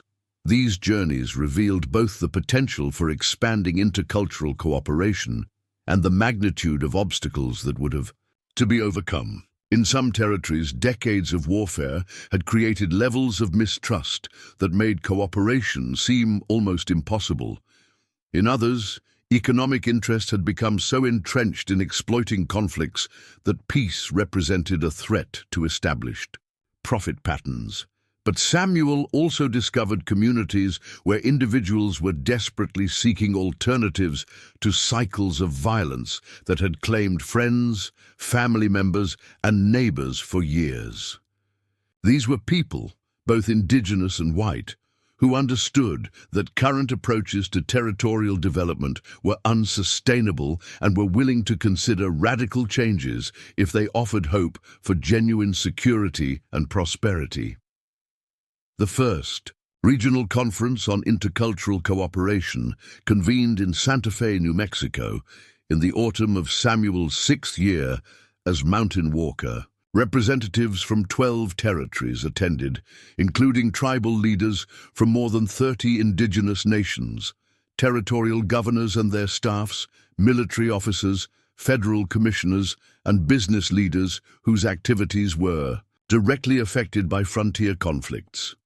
Samuel served as the conference's primary facilitator, drawing upon his experience in mediating between different communities and worldviews. But the real work was done by participants who shared their own experiences of conflict and cooperation, successes and failures, hopes and fears about the future of intercultural relations in the expanding American nation. The conference sessions were intense and sometimes emotional as participants confronted assumptions and prejudices they had held for years. Apache leaders described the impact of reservation policies on their community's ability to maintain traditional ways of life. White settlers explained their fears about security and economic survival in regions where territorial authority was often uncertain. Military officers shared their frustrations with policies that seemed to create more problems than they solved. But the most powerful moments came when participants discovered common ground that transcended their surface differences. Parents from all communities shared concerns about providing security and opportunity for their children. Business leaders recognized that sustainable prosperity required stable relationships with all affected populations. Spiritual leaders found connections between different religious traditions that emphasized humanity's responsibility to care for both each other and the natural world. Samuel watched these discoveries with growing hope that the principles learned in his mountain cabin could indeed influence much larger communities. But he also recognized that successful conferences were only the beginning of transformation processes that would require years of patient work at local levels. The Santa Fe Conference produced a declaration of principles that became known as the Western Accord, a document that established frameworks for intercultural cooperation while respecting the sovereignty and unique characteristics of participating communities. The accord wasn't legally binding, but it created moral and political pressure for peaceful conflict resolution that influenced territorial policies throughout the region. More importantly, the conference established ongoing networks of communication and cooperation between communities that had previously viewed each other as enemies. Regular exchanges of young people, similar to the Bridge Citizen program Samuel had helped develop in Colorado, began creating personal relationships that transcended political boundaries and cultural differences. The success of the Santa Fe Conference led to similar gatherings in other regions, each one adapted to local conditions but built upon principles of mutual respect, shared resources, and collaborative problem-solving that had proven effective in Colorado. Samuel found himself serving as an advisor and facilitator for these conferences, helping other communities develop their own approaches to intercultural cooperation. But success had also brought new challenges that tested every aspect of the relationships Samuel had helped establish. The federal government's interest in the Colorado model wasn't entirely benevolent. Some officials saw the Commission's success as proof that Apache resistance could be eliminated through negotiation rather than military force, potentially saving millions of dollars in military expenses while achieving the same objectives of territorial control and resource exploitation. More troubling still, the Commission's success had attracted the attention of business interests whose vision of territorial development was fundamentally incompatible with Apache land use practices and cultural preservation. Mining companies, railroad developers, and cattle ranchers had begun pressuring federal authorities to override local agreements that restricted access to resources they viewed as essential to American economic expansion.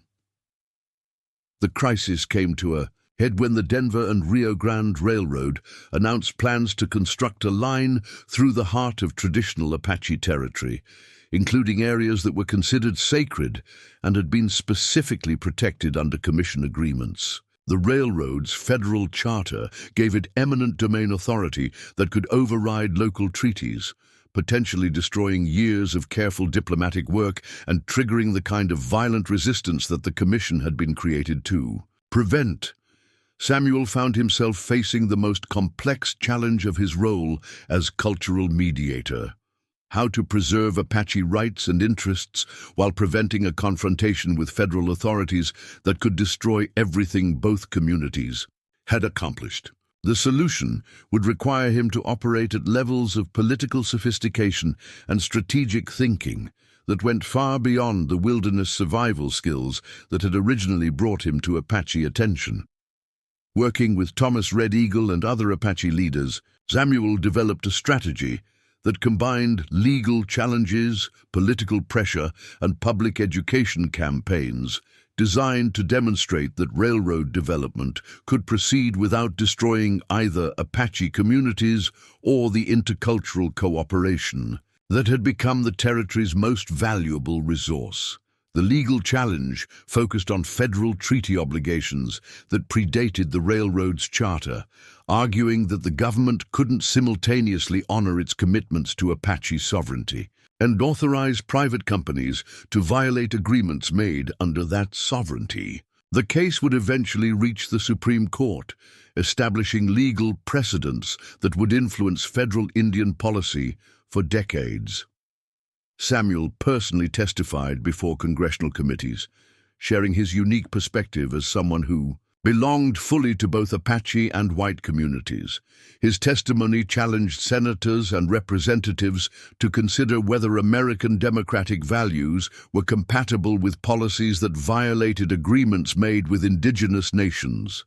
"Honorable Senators," Samuel said during one crucial hearing, "you face a choice that will define what American democracy means in practice. You can honor agreements made with sovereign nations and prove that this country's word has value, or you can break those agreements for short-term economic gain and teach the world that American promises are worthless when they become inconvenient." Titu political pressure campaign involved Samuel's growing network of contacts throughout the Western Territories, including military officers who had studied the Colorado model, politicians who saw intercultural cooperation as a solution to expensive frontier conflicts, and business leaders who understood that sustainable development required stable relationships with all affected communities.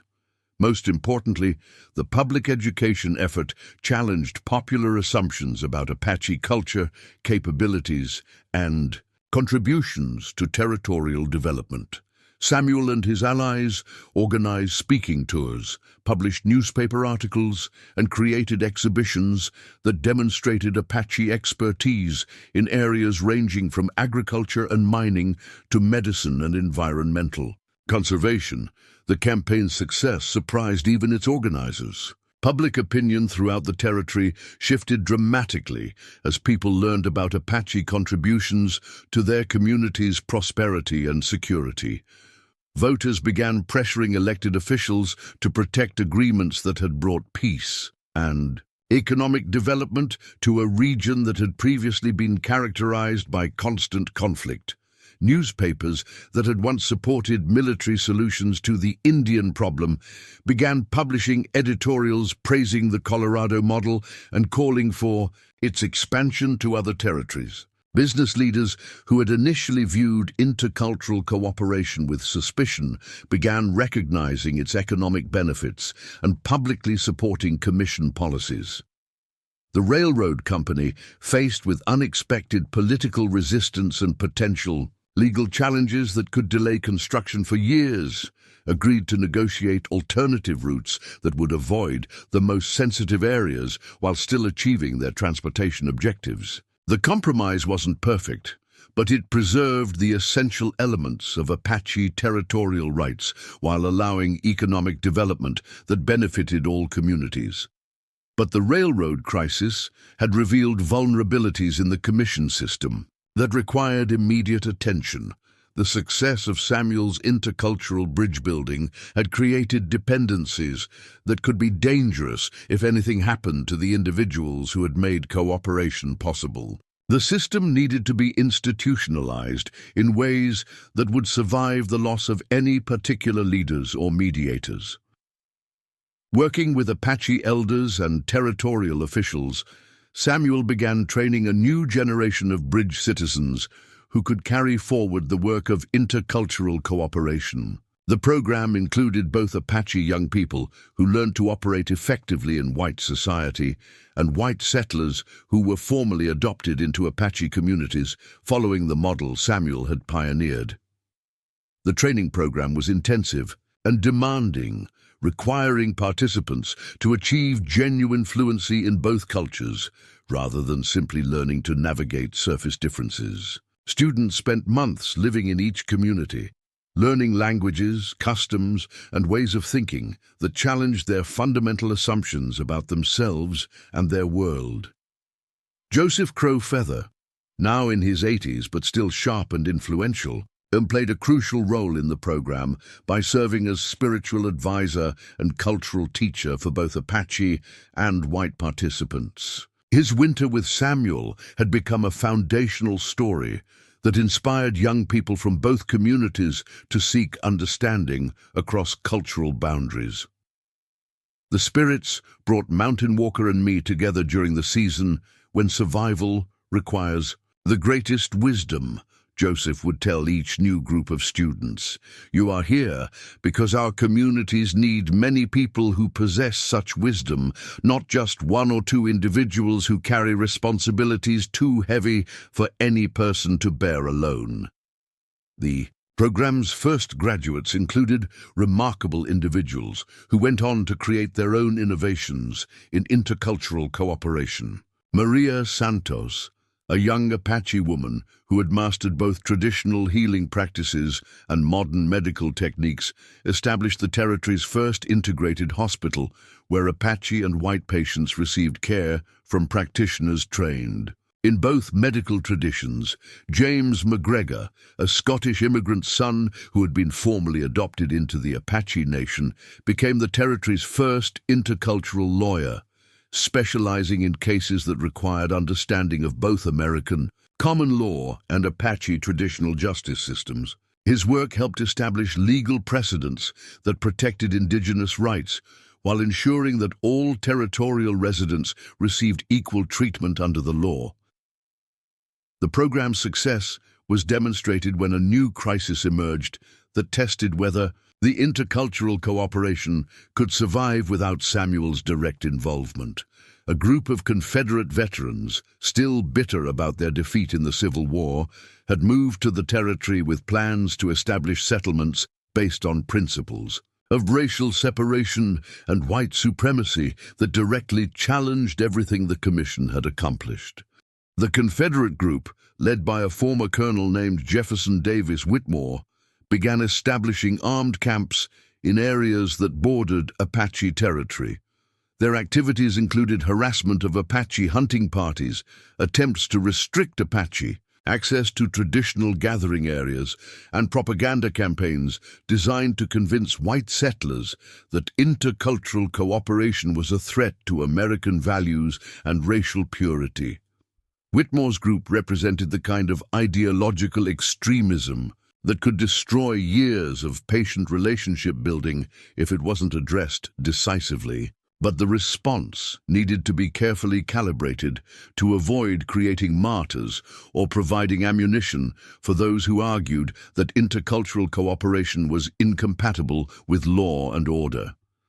The situation was inflammatory and potentially explosive, but the response demonstrated how thoroughly the Commission's principles had been absorbed by territorial communities. Instead of allowing the crisis to escalate into violence, local leaders implemented procedures that had been developed through years of successful intercultural problem-solving.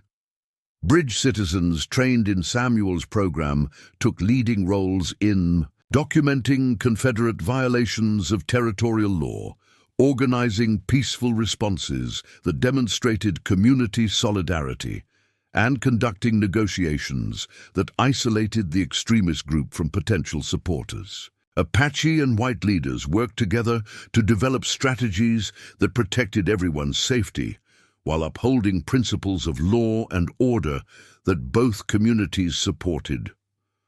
The result was the peaceful removal of the Confederate group from the territory, accomplished through legal proceedings rather than armed confrontation. The incident proved that the intercultural cooperation Samuel had helped establish could survive serious challenges without depending on his personal intervention.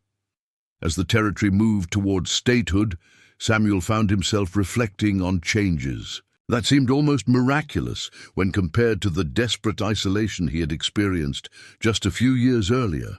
The man who had fled to the mountains to escape human contact had become a leader whose work had influenced federal policy and created models for intercultural cooperation that were being studied throughout North America. The cabin where he had first sheltered Joseph Crowfeather had become a pilgrimage site for people seeking to understand how individual acts of courage and compassion could create social transformations that seemed impossible until they actually happened. Visitors came from across the continent to see the place where cooperation between Apache and white communities had first taken root.